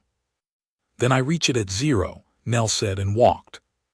1,600 meters up and climbing. In the wounded lander, Gore the pilot did the thing he would be least able to explain afterward. He had made orbit. Barely the lander had come apart around him the last 1,000 meters, shedding pieces, screaming, and he'd flown it on nerve and spite and set it into the Ashgrace's bay trailing smoke, and 28 living people had come off it into the doctor's boat, and his job was done. His job was done. There was nothing a pilot with a dead lander could do for 13 people roped together on the surface of Vaugh 200 meters from a freighter, and every rule of his long, ugly career told him to strap in and shut up and be grateful he was alive. Instead, he sat in the ruined lander in the Ashgrace's bay and kept his comm open to the surface, and listened to a human woman he'd known for a day walk toward 0 carrying a boy, and he found he could not do nothing. "Fen Marrow." Gore's voice cut onto the channel rough. "This is the lander pilot, Gore, off the Concord boat. You've got a human on the ground walking 13 to you, and she's going to arrive spent. I've watched her do this twice now. I know what spent looks like on her. When she gets them to your ramp, she is not going to be able to walk herself up it. Do you understand me? She will get every one of them aboard, and then she will stop, right there, at the bottom of your ramp, because that's who she is. You need people at the bottom of that ramp ready to grab her and haul her in bodily the second the last passenger's clear. Not a second later, your shadow's shifting. I can see it from up here. You will have time for the 13 or time for the 13 and her, and the difference is whether your people are standing on that ramp ready to move. Are you hearing me, Fen Marrow? The answer came back young and human and shaking and certain. This is Odell, master of the Fen Marrow. I hear you. A breath. I've got 6 of my crew on the ramp already. We heard the whole thing, pilot. Whole galaxy heard the whole thing. Nobody on this ship is lifting without her. You tell her that. You tell her the humans came and we're not leaving her on the rock. At 100 meters the second filter failed, and then the third, and Nell Sorensen learned exactly how much a body could be asked to do. She could not breathe for 3 of them at once. She knew it and she did it anyway, moving up and down the roped line as it walked. A glove over this dead collar and then that one, her face down close to give a few breaths of her spared air here and then there. The storm hammering her exposed back the whole time because she had stopped shielding herself entirely. There was nothing left over to shield herself with. Every scrap of what her chest could make went to the collapsing bodies on the rope. The furnace in her had stopped being a furnace. It was a thing burning down to its foundations, spending tissue it would not get back, and she felt it going the way you feel a light going, a dimming at the edges, a narrowing of the world to the next step and the next collar, and the flat gray line of the freighter's ramp that was not getting closer fast enough. 71, Uso said, and her voice broke on the number and came back. Nell, 60 meters. Nell, listen to me. You can still, if you drop the rope, if you leave the last 3, the 10 ahead can make the ramp on their own from here. They're the strong ones, you saved them. You can turn and walk yourself in at 71. You get up from 71. Nell, please drop the rope. Not how the rope works, Doc. Nell got a hand over the third dead collar, put her face down, gave a sail grandmother 4 breaths of the best air she had left, which wasn't much, and hauled the line forward another 2 meters. You tie 13 people to one line so the line holds all of them or none. That's the whole point of a rope. I can't drop 3. There's no 3 to drop. There's a rope and it's got 13 on it and it walks or it doesn't. 2 more meters. The ramp closer. Odell's crew on it now, human shapes in poor suits leaning into the storm's edge, hands out. 40 meters, Doc. Stay with me. Talk to me the rest of the way. Tell me the number. I want to know the number when I get there. The number? Uso was crying now, openly, and doing her work through it because she was a doctor and it was the one thing she still was. You want the number. Here's the number. You've saved 38 people today, Nell Sorensen, and you're 40 meters from 39, 40, and 41, and you are going to arrive at those last 3 at nothing, at 0, and I am going to spend the rest of my life knowing I built the thing that let you, and I don't know if I can forgive myself for how much I needed you to do it. A breath. 30 meters. Keep walking, I'm here. I'm watching the line, I've got you.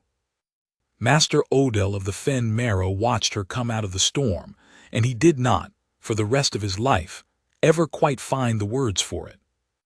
He'd broken off a paying run 3 systems away to burn toward a signal he didn't understand, because the signal had a human in it doing something impossible, and every human deep station on the relay had lit up at once with the same wordless pull.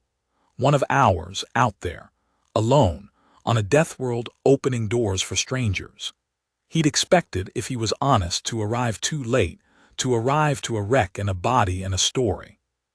He had not expected to talk his hauler down into a slot in a storm on the word of a voice from the ground, and he had not expected to stand on his own cargo ramp in a suit rated for nothing like this, leaning into the edge of a wind that wanted to peel him, and watch a small dark shape resolve out of the ochre churn dragging a rope with 13 roped bodies strung along it.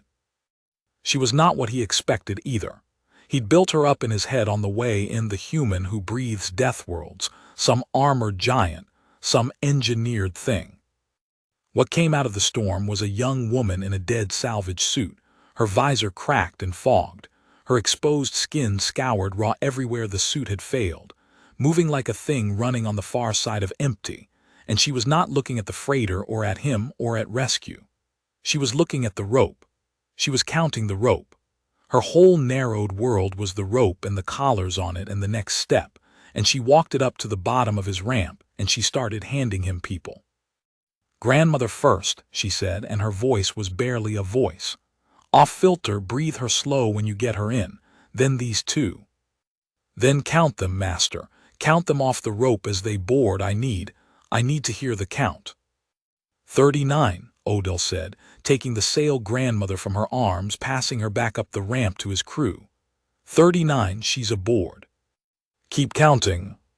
40, Odell said, and passed a four-armed engineer back up the ramp into his crew's hands. The storm's edge had begun to move. He could feel it, the wind shadow sliding off the hull, the rain starting to come sideways again across the ramp where a moment ago it had fallen straight. 40 aboard. One left on the rope. One left and the shadow's going. I can feel it going. Last one's the heaviest. Nell had the green-crested foreman off the end of the rope now, the stubborn one, the one who'd carried the spare filters, and he could barely stand. And she got both arms around him, and she had nothing left to lift with, and she lifted anyway. Some final reserve that wasn't strength because the strength was gone, something underneath strength, and she put him up onto the ramp into Odell's crew's arms. 41, Odell said, his voice cracked clean through. 41 aboard, everybody's aboard. Everybody's get her now. Nell Sorensen stood at the bottom of the ramp with the empty rope in her hands and looked at the count that was finished. 41 people off the worst world in the sector and into a boat, every one of them alive, and the thing that had been holding her upright for the length of the walk understood that the walk was over, and let go. She didn't fall dramatically. That wasn't in her either. Her knees simply stopped being knees, and she went down at the foot of the ramp onto the pitted deck of Vaugh, slowly, folding, the rope sliding out of her raw hands, and the storm's edge swept back over the space where the wind shadow had been and hit her full, the flaying wind she'd stopped shielding herself from 100 meters ago, and it would have finished her in another minute the way it finished everything on Vaugh. It didn't get the minute. Odell's crew came off the ramp in a knot, 4 humans in bad suits into the full storm, and they got their hands on her arms, the collar of her dead suit, a fistful of the salvage webbing at her back, and they hauled her up the ramp bodily, dragging her the last 3 meters her own legs couldn't make, and they fell backward into the cargo hold with her on top of them as the ramp screamed up and sealed and Odell's voice roared through the ship. "We're closed. Everybody's in. Lift, lift. Get us off this rock." The fen marrow tore itself out of the wind shadow and clawed up through Vaugh's storm with 41 rescued souls and 1 spent human in its hold. And behind it, the storm closed over the place where the shelter's blue beacon still burned on a world that killed everything. Going on burning for no one, over an empty box, on the day the box gave up all 41 of its dead, and none of them died. In the hold, on the deck, with the ship shaking around them, Usomaru fought for her patient's life across 1,100 light-years by voice. She had no hands on Nell. That was the horror of it. She was in the Ashgrace in orbit, with 28 of the saved around her, and the woman she'd built and broken was on the floor of a stranger's freighter climbing through a storm, and all Uso had was the open channel and Odell's frightened crew, and the reading still bleeding off Nell's suit telemetry, the line she'd watched all day, now flat along the bottom, a line that read like the lines she signed death orders over. "Listen to me," Uso said, and her voice was a scalpel now, all the crying folded away because the work didn't have room for it. "Master Odell, whoever's got hands on her, she is at the bottom of what I built into her, and the thing is going to want to keep burning even with nothing left to burn, and if it does that it will consume her. I need you to do exactly what I say. Get her out of that suit. All of it fast, the visor first. Her lungs need to stop working so hard, and they can't do that fighting a sealed suit full of Voa residue. Clean air, the cleanest you have, right at her face. Don't make her breathe hard for it. Bring it to her." Doing it, Odell on his knees, his crew's hands flying at the dead suit seals. Visors off. God, her face, she's okay. Suit's coming, we've got clean air on a mask at her mouth. She's not doctor, she's not breathing, she's not. She's not breathing because the thing I built is deciding whether to let her.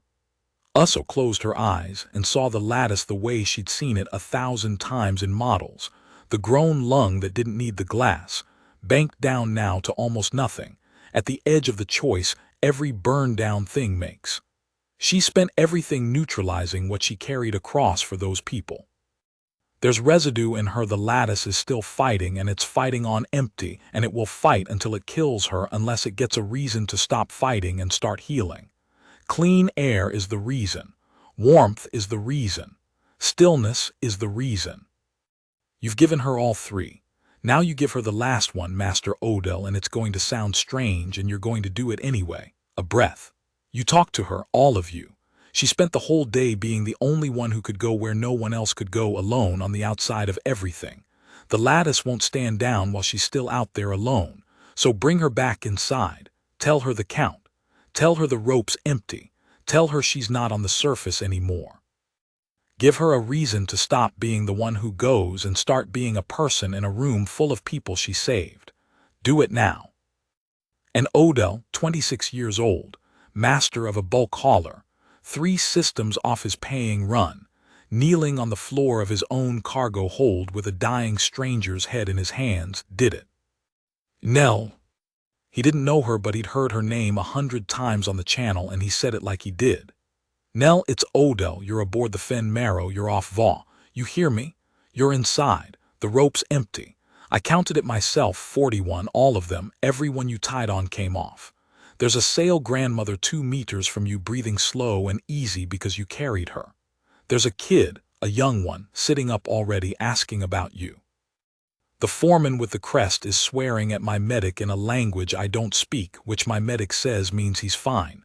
41, Nell, you did it. You can stop now. You're not the only one out there anymore. You're in here. You're in here with all of us. Come inside. Come the rest of the way inside. For a long moment, there was nothing but the ship and the storm falling away below it. Then Nell Sorensen's chest on the floor of the Fen Marrow drew a breath. A real one. Ragged and shallow and clean.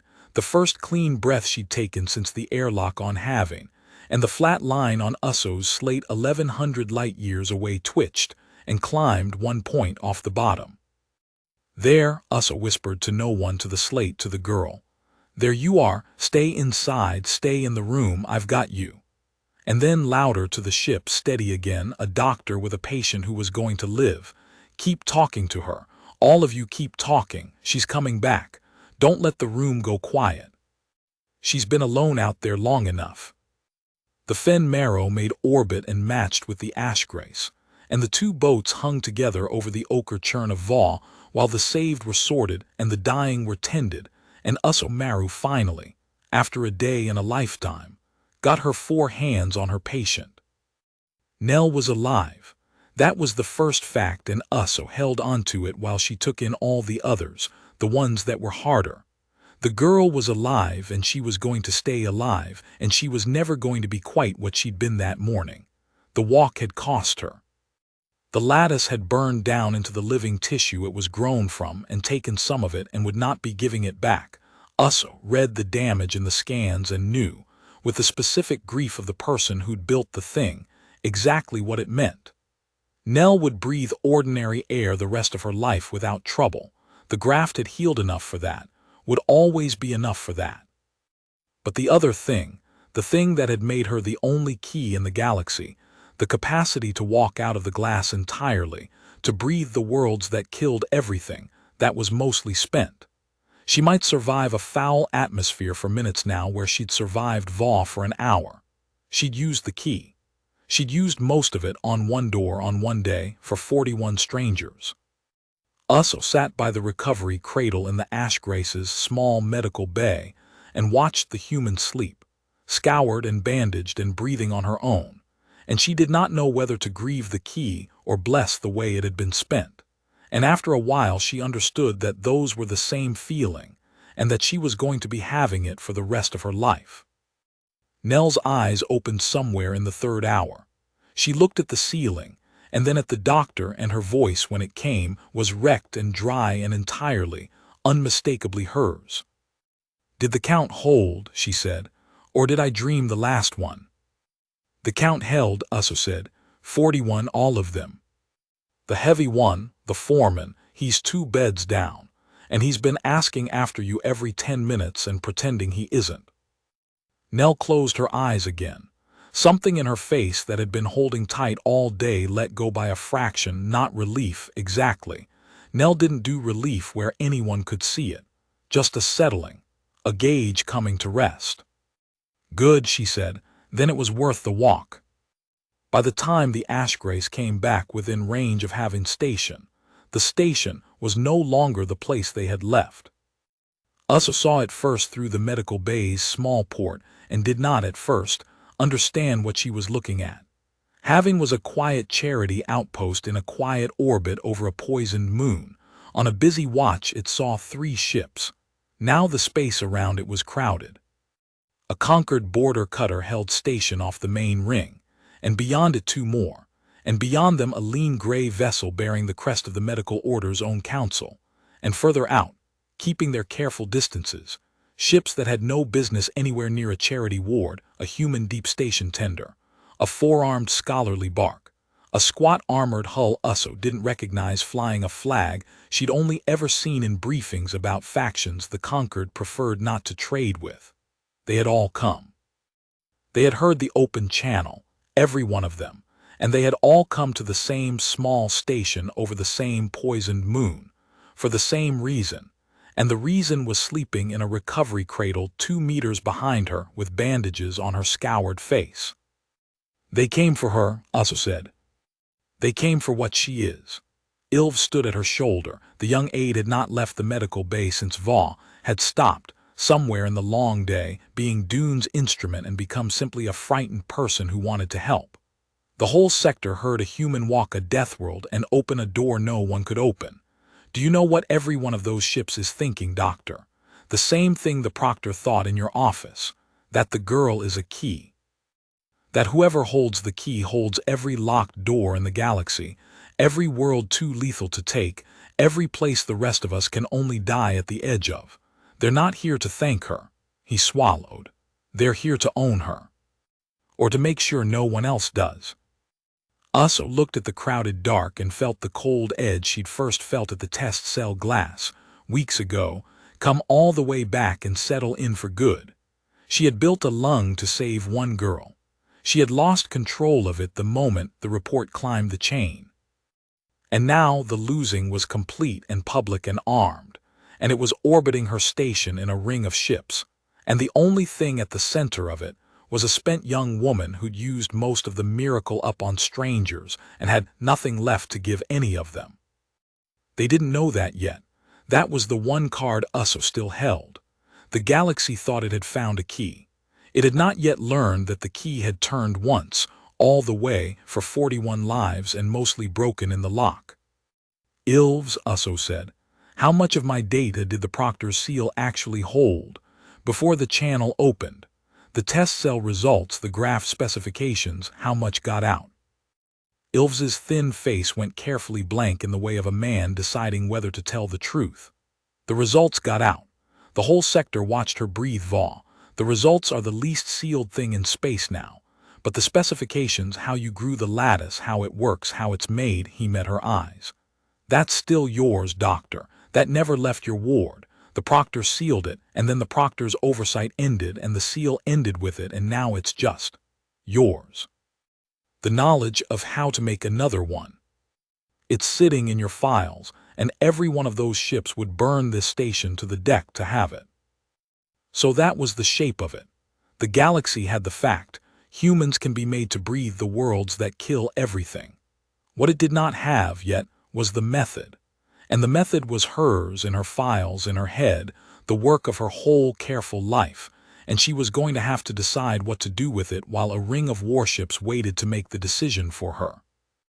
"Get me the proctor," Uso said. "Dune, wherever he is, whatever he is now." She turned from the port. This started in a conversation with him, and I think it has to have one more. Proctor Severin Doone received her in the same temporary office where he'd forbidden the run, and he was a diminished man in it. It was not defeat exactly. Doone did not have the equipment for defeat. 400 years of conquered composure didn't crack that cleanly. But something had gone out of him, the certainty, the smooth weight of a man the room always waited for. He stood at the window looking at the ring of ships he'd helped summon by trying to seal a thing that could not be sealed. And when Usso came in, he did not sit behind the desk as though it were his. He just looked at her and then back at the ships. "You were right and I was wrong, Doctor, and I find I don't much care about the scorekeeping anymore," Doone said. "I spent 11 days trying to control what you'd made, and I have spent the last few hours watching precisely how much control any of us ever had, which is none." He gestured at the window. "The council of my own order is on that cutter, come to relieve me and take custody of the asset. The human flag wants to extract her to their own space and will fight to do it. The scholarly bark wants to buy the method and has already named a figure. And the armored hull out past the others, the one you don't recognize, that's the Surith Compact, Doctor. And they don't buy and they don't ask, they take. And they have come a very long way very fast to take a thing that opens locked worlds. I have started 3 wars in my career by signing the wrong line. I can smell a 4th. It smells exactly like that ring of ships." "Then unstart it," Usso said. "With what?" For the first time Doone's composure frayed all the way through, and what showed underneath was not weakness but exhaustion, the deep exhaustion of a man who has run out of arithmetic. "You don't understand what you've done, Doctor. Not the good of it. I understand the good of it. 41 people are alive. I'm not made of stone, whatever you think. I mean the size of it. Every power in reach now knows that the oldest wall in the galaxy, air, the thing that keeps us all penned behind glass, can be walked through. That a body can be made to breathe the worlds that were supposed to be forever out of reach. You have not saved 41 people, Doctor. You have changed the map. You have told a galaxy full of hungry hands that the locked doors can be opened, and they have all arrived at once to fight over the key. And the key is a girl who can barely lift her head, and I do not know how to make them stand down, because there is nothing I can offer them that's bigger than what you've shown them is possible." Usso crossed to the window and stood beside him and looked at the ring of ships with him, and she was quiet for a moment, because he was right, and because she had spent the flight home reaching the same place and finding, at the bottom of it, one thing he'd missed. "You keep saying key," she said. "You said it in this office 2 weeks ago and you're saying it now, and it's the wrong word, and it's been the wrong word the whole time, and it's why you can't see the way out." She turned to him. "A key is a thing. A thing can be owned, taken, bought, fought over. That's the whole logic on those ships out there. Find the thing, hold the thing. But you watched what happened on Vaw, Proctor. You watched it with your own eyes on the open channel. A key doesn't decide which doors it opens. She did. Every door she opened, she chose. The freighter, the rope, the walk, those weren't the acts of a thing. They were the acts of a person, and no one on those ships planned for a person because you can't own one of those. You can only ask." She let it land. "The galaxy hasn't found a key, Proctor. It's found the first of a kind. And it's terrified because you can't put a person in a vault and you can't make 1,000 more of her in a lab and keep them obedient.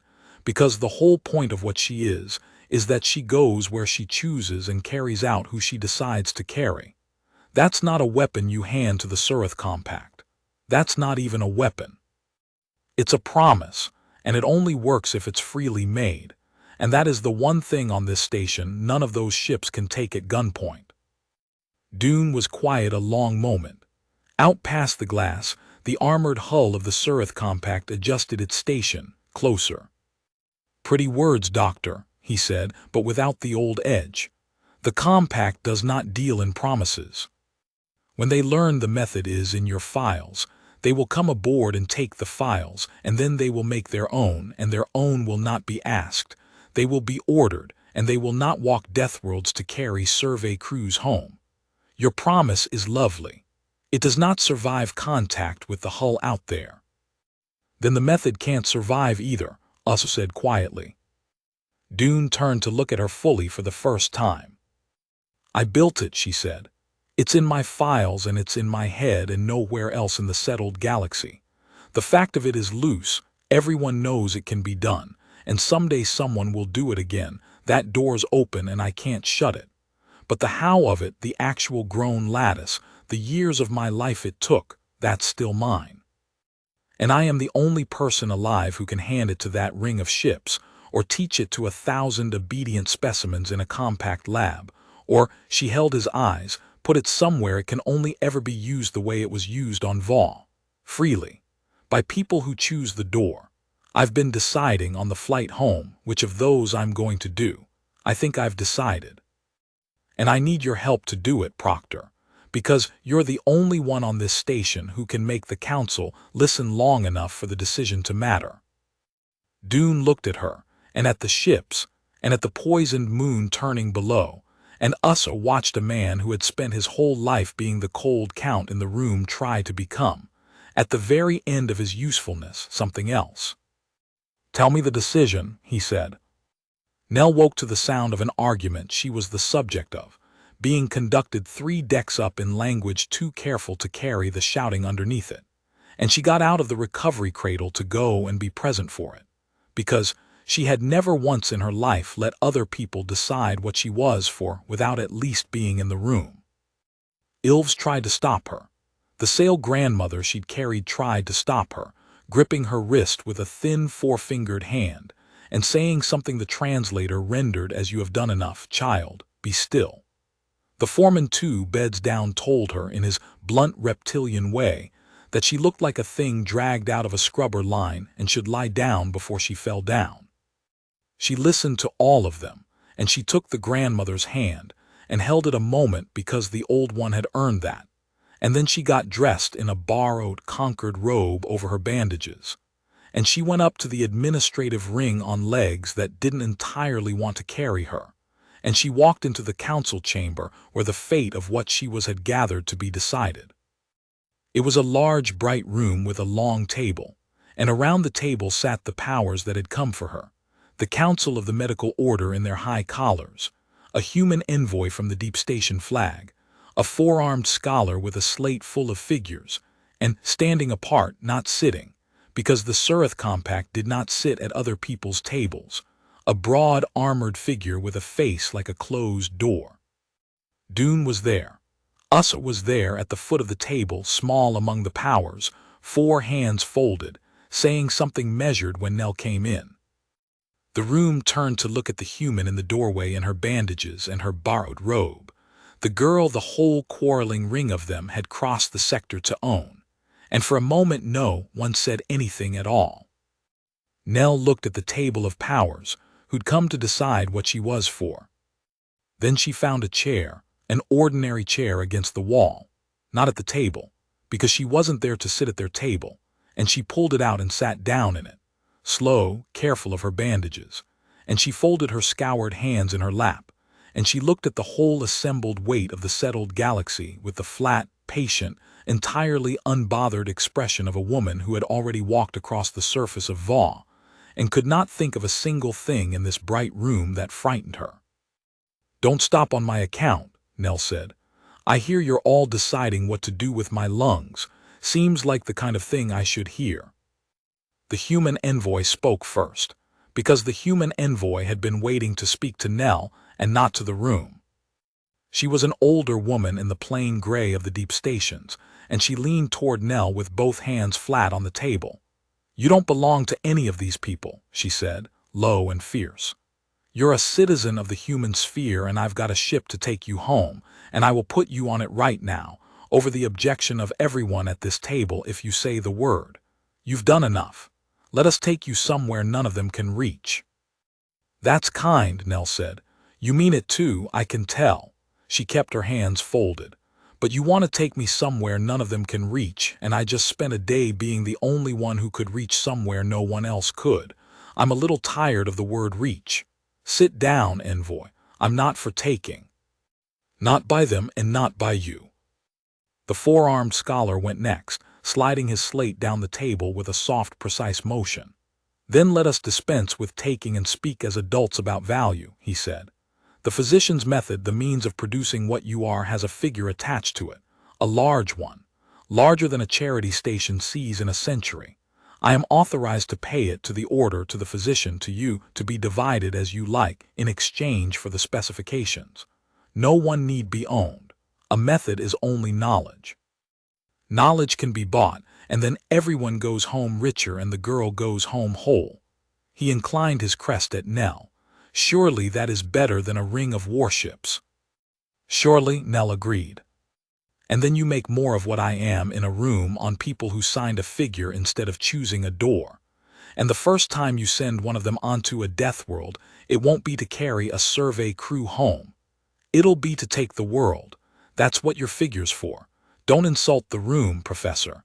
You're not buying knowledge. You're buying an army that breathes. It was the armored figure, by the wall, that ended the pretense. The Surith Compact envoy had not sat and had not spoken, and when it did speak, its voice came out of the closed door, face flat and unhurried, and without any courtesy laid over the top of it. We will not bid and we will not ask, it said. The physician's specifications exist on this station. When this meeting concludes, we will take them. We have the hull to take them. The only choice in this room is whether the station is intact when we do. This is not a threat, it is a schedule. It turned its blank face to Dune. Proctor, your order cannot hold this station against us, and you know the Count as well as we do. Save your people. Give us the files.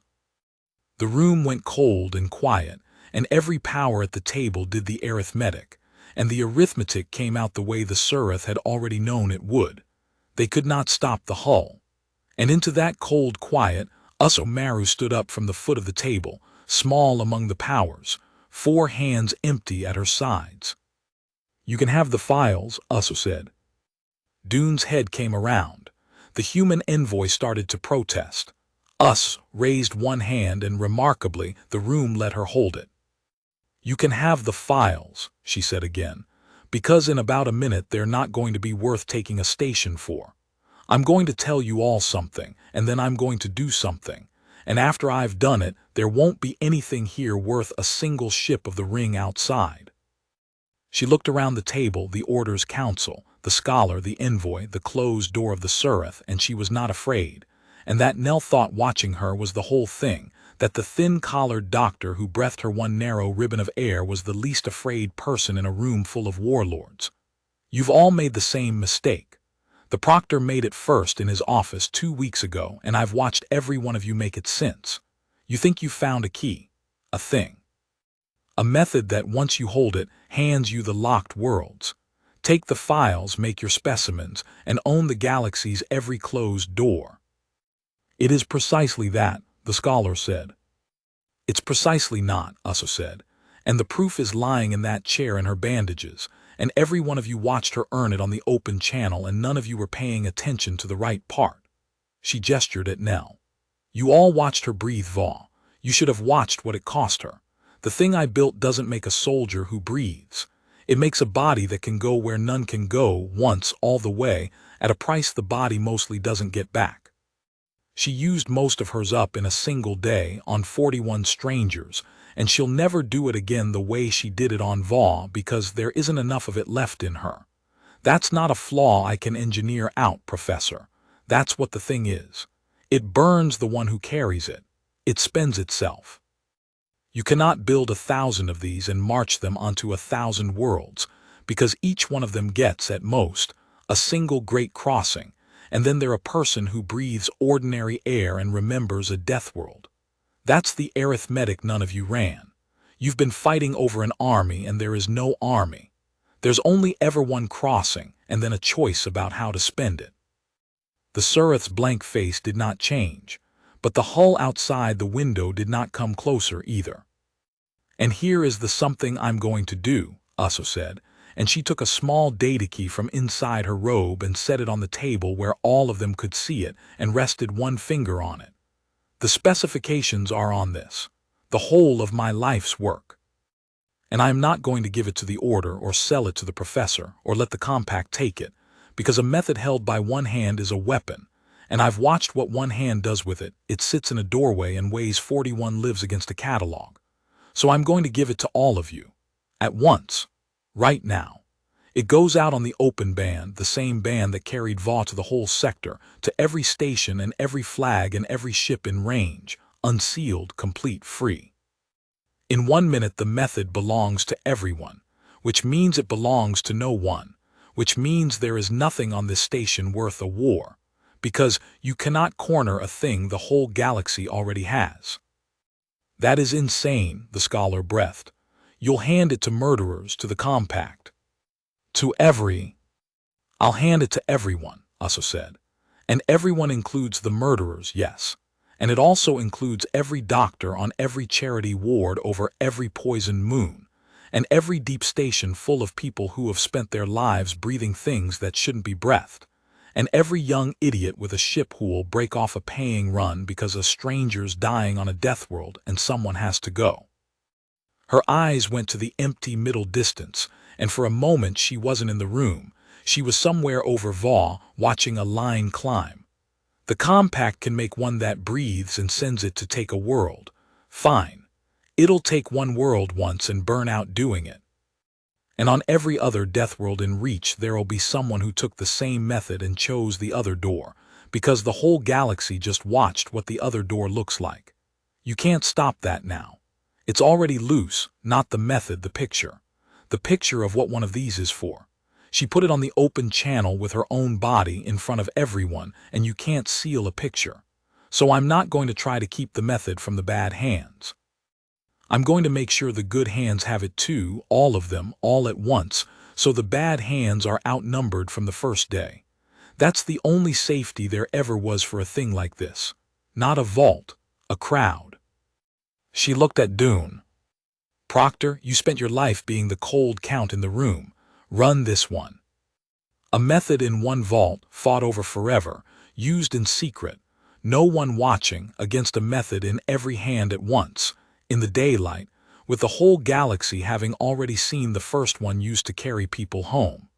Which count comes out with fewer dead. Dune looked at the data key under her finger for a long moment. Then, slowly, the diminished slate-purple man who had started all of this by trying to seal it reached across the table, and instead of taking the key, he put his own long hand over Uso's, pressing her finger down onto it together, sending it.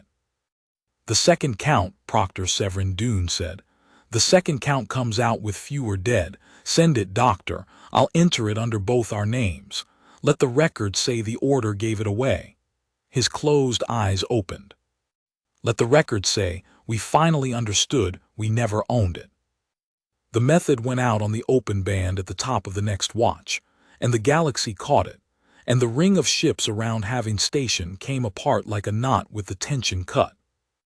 Nell watched it from the council chamber window, still in her borrowed robe, while the powers who'd come to fight over her filed out of the room around her with the particular stiffness of people who have been outmaneuvered by a charity ward doctor and haven't finished being surprised about it. The four-armed scholar left first, muttering about figures rendered worthless. The Order's council left in a huddle, already drafting the version of events in which they had meant to do this all along. The human envoy stopped by Nell's chair on the way out and said quietly, "The offer stands. A ship home whenever you want it," and Nell said, "I know, thanks. I'll want it eventually," and the envoy nodded like that was a fair answer because it was. The Surith compact hull was the last to move. It held its station off the ring for a long while after the others had gone, its blank armored face pointed at the station as though deciding whether the schedule still applied. And then, having nothing left to take, the files it had come to seize now sitting in 10,000 receivers across the sector, worth exactly as much to the compact as to a moon full of reclamation laborers. It simply turned, unhurried, and burned back out the way it had come. There was no victory in watching it go. It had lost nothing, because it had wanted a monopoly and there was no longer any such thing to want. That was the whole trick, Nell understood, watching the hull dwindle. Uso hadn't beaten the compact. She'd made winning meaningless. She'd taken the one thing every hungry hand in the sector had come to grab and set it down in the middle of the room and said, "Have it, all of you," and the grabbing had nothing to grab. "They'll still make them," Nell said. Uso had come to stand beside her at the window. "The bad ones, the compact whoever, soldiers that breathe, you know they will." "They'll make them," Uso agreed. "And it'll cost the compact a fortune and a great deal of blood to produce a handful of bodies that each get one crossing, and the handful will be watched by a galaxy that already knows exactly what these are for, because a girl from Kessel showed them live before anyone had a chance to tell a different story first." She folded her 4 hands. "That's the part they'll never get back, Nell. The first use.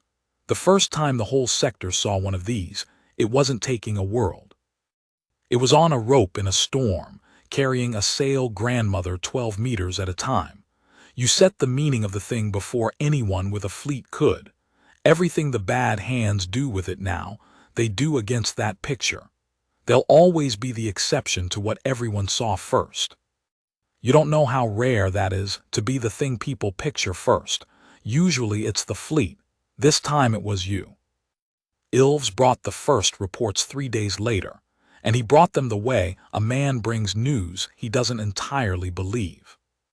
"There's a doctor on a mining world 2 systems over," he told them, in the medical bay, where Nell was healing and pretending to heal faster than she was.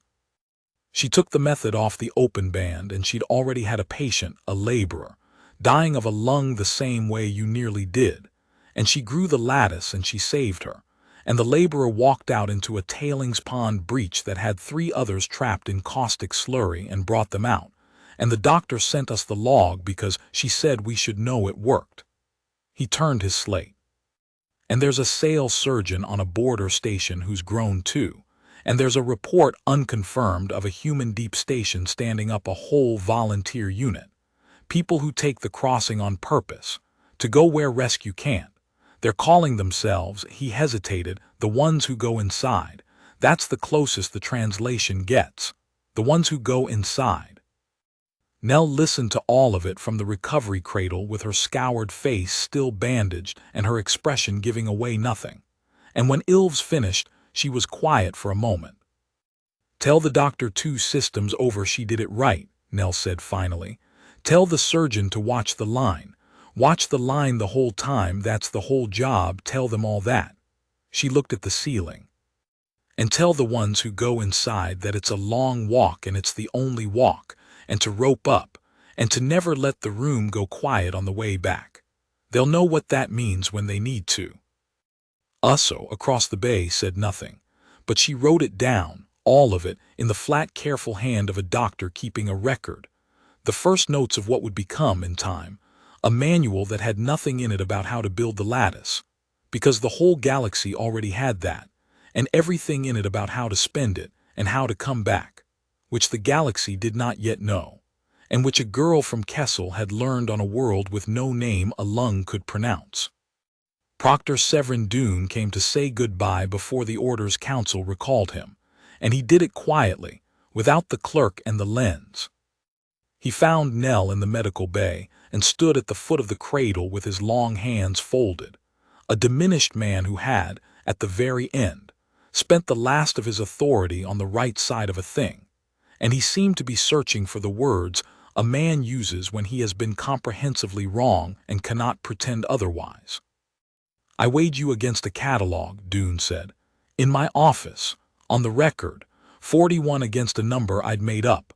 I want to say it to your face before they take me back to answer for it, because you should hear it from me and not read it in a log." He inclined his head stiffly, the closest thing his kind had to a bow. "I was wrong about what you were. I thought you were the most dangerous thing in the sector. I was right about that part. I was wrong about which direction the danger pointed." Nell looked at him for a while. She didn't do forgiveness where anyone could see it any more than she did relief, and she wasn't sure she had any for him anyway, and she didn't pretend to. "You took your finger off the abort," she said. "Doc told me. You had the command up and you took your finger off it and cleared the freighter in." She shrugged, one shoulder careful of the bandages. Men like you in the yards, they made the cold count every day, and not one of them ever once took their finger off. You did. I'm not going to tell you it makes up for the doorway. It doesn't, but it counts. You wanted a count, Proctor. That one counts. It was not absolution, and Dune did not take it for absolution. But something in the slate-purple face eased a fraction, the way a gauge eases, and he inclined his head again and he left. And Nell never saw him again, though she heard, months later, that he'd stood in front of his own council and entered the whole of it under his name, the doorway and the abort and the giving away both, and let the record say exactly what he'd been on each side of it, which was more than most men ever did. Nell Sorensen healed slowly, and she healed, and the day came when the bandages were off and the scars were just scars, and she could walk the length of Havin's ring without stopping to let the world catch up. She was never going to be what she'd been that morning at the test cell. Usso had told her plainly, because Nell didn't tolerate the other kind of telling. The great capacity was mostly spent, burned down to a coal on the surface of Vaugh, and given to 41 people who carried it away inside them alive. She could breathe ordinary air the rest of her life without a catch, better than she had before the accident even. The graft had healed enough for that and always would. But the other thing, the thing that had made her the only key in the galaxy that had a floor under it now, low and permanent. She could survive a foul atmosphere for a few minutes where she'd survived Vaugh for an hour. Enough to matter in a pinch, not enough to be a legend. She found she didn't mind. She'd never wanted to be a legend. Legends didn't get to go home. You could stay, Usso said, the evening before the human envoy's ship came back for her. They were in the doctor's office, the one with the window over the poisoned moon, and it was the first time in the whole affair that neither of them had a crisis to hold. There's work here. There's going to be a great deal of work, teaching the ones who go inside how to come back out. You know the part no manual has. You're the only one who does. She turned the cup of something warm in two of her hands. And she stopped and started again, more honestly because they'd earned honesty. I built the thing that nearly killed you, and I would like very much not to lose track of whether it did in the end. That's a doctor's reason. It's the only kind I have. Nell considered it.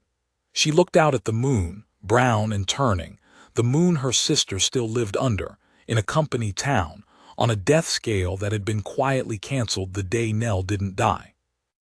I'll come back, Nell said. I'll help you teach the coming back part because you're right, somebody has to, and I'm the one who knows it, and I'm not going to sit on that while people who don't know it walk into death worlds and stay there. She set her jaw in the way Usso had learned to read. But not yet. First I'm going to go down to Kessel, and I'm going to sit in a bad company flat with my sister, and eat a bad company meal, and not be the only one who can do anything for a while. I've been the only one who could do the thing for long enough. I'd like to be one of the ones who can't for a season. It's restful. You wouldn't know. The corner of Usso's mouth moved. No, she said. I wouldn't. I've spent my whole life behind the glass being the one who could. She lifted the cup, a small salute. Go and be no one on Kessel for a while then. And when you're bored of it, you'll be bored of it, Nell. People like you are always bored of it. Come back, and we'll teach the ones who go inside how to walk out again. It seems like a thing worth doing with the rest of a life. It seems like a thing worth doing, Nell agreed. The human envoy's ship took Nell down to Kessel on a gray morning, and Usso watched it go from the same window she'd watched the conquered cutter arrive from, weeks and a lifetime ago, and she let herself feel, for exactly as long as it took the ship to cross the Terminator, the whole size of what had happened in her small charity ward. Then she went back to work, because the work had not gotten smaller. It had gotten enormous. The method was loose in the galaxy now, growing in wards and stations she'd never see, and half of what came across her desk that season was a message from some Dr. 2 systems over who'd grown the lattice and saved a life, and then watched the life walk into a fire to pull someone out, and didn't know how to keep the life from staying in the fire. They wrote to Having because Having was where it had started, and because the doctor at Having was the one who'd built the thing, and because a rumor had gone around the wards quiet, The way real things go around that the woman at having knew the part no one else knew. The coming back part. She answered every one of them. She had a lot to learn herself, and she learned it the way she'd learned everything, one patient at a time, and she wrote it all down. She did not, at first, have Nell's help with any of it, and she found she thought about that more than she expected to, the empty cradle in the medical bay, the flat, unbothered voice that wasn't in the corridor anymore telling her the number. She'd spent 30 years being the one who could, behind the glass, and it had never once occurred to her to be lonely about it until she'd spent a day with someone who could go further than she could, and lost her to a bad company flat on a poisoned moon. That, she decided, was a doctor's reason too. It would have to do. Nell came back in the spring of the following year, off a bulk hauler she'd worked her passage on, with grime under her nails again and no bandages anywhere, and she walked into Usso's office without knocking and sat down in the chair across the desk, as though she'd been gone an afternoon. "Kessel's still a hole," Nell said. "My sister's good. The company tried to make me a story, and I told them no, and they made me a story anyway, so I left before they could sell tickets." She looked around the office, the poisoned moon in the window, the stacks of message slates from wards across the sector. "You've been busy." "There are 41 people alive who think you hung the sun," Usso said, "and about 100 more now who took the method and walked into places they shouldn't have and came out because someone finally wrote down how. And a dozen who didn't come out because the someone who wrote it down is slow, and the writing isn't finished, and I need—" She stopped, and looked at the young woman in the chair, and decided to just say it.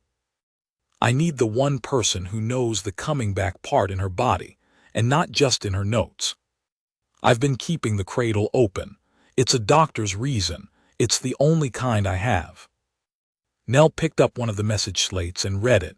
A report from a ward on a mining world 2 systems over, a doctor and a laborer in a tailings breach, and 3 people brought out of the caustic slurry alive. And something moved in her flat face that wasn't quite a smile, because Nell didn't do those where anyone could see, but was next to one. "The ones who go inside," Nell said. "That's what they're really calling them. That's what they're really calling them." "It's a stupid name." "It's a stupid name," Usso agreed. "It's also exactly right, and you know it's exactly right, which is why you came back." Nell set the slate down on the stack. She looked out the window at the moon her sister lived under, brown and turning, and then at the doctor across the desk, the thin-collared woman who'd built a lung to save one life and lost control of it and given it to the whole galaxy rather than let one hand own it. The only one in the whole affair who'd gotten it backwards in the way that counted, scared for and not of, from the very first day at the test cell glass. "All right, Doc," she said, "show me who's coming through the door. I'll teach them the walkout." And that was how it settled in the end, not with a fleet and not with a treaty and not with a single shot fired, but quietly in a small office over a poisoned moon, between a doctor who'd spent her life behind the glass and a girl who'd walked out of it once, all the way, and come back to teach the rest of them how to come back too. The locked doors were open now. There was no closing them. But the ones who went through them first had been a scarred laborer on a rope and a frightened doctor watching a line, choosing, over and over, to carry someone home. And the galaxy had seen it, and could not unsee it, and would measure everything that came after against that. Nell Sorensen rolled up her sleeves over the scars and pulled the stack of message slates toward her, and started to read who needed the walk taught to them next.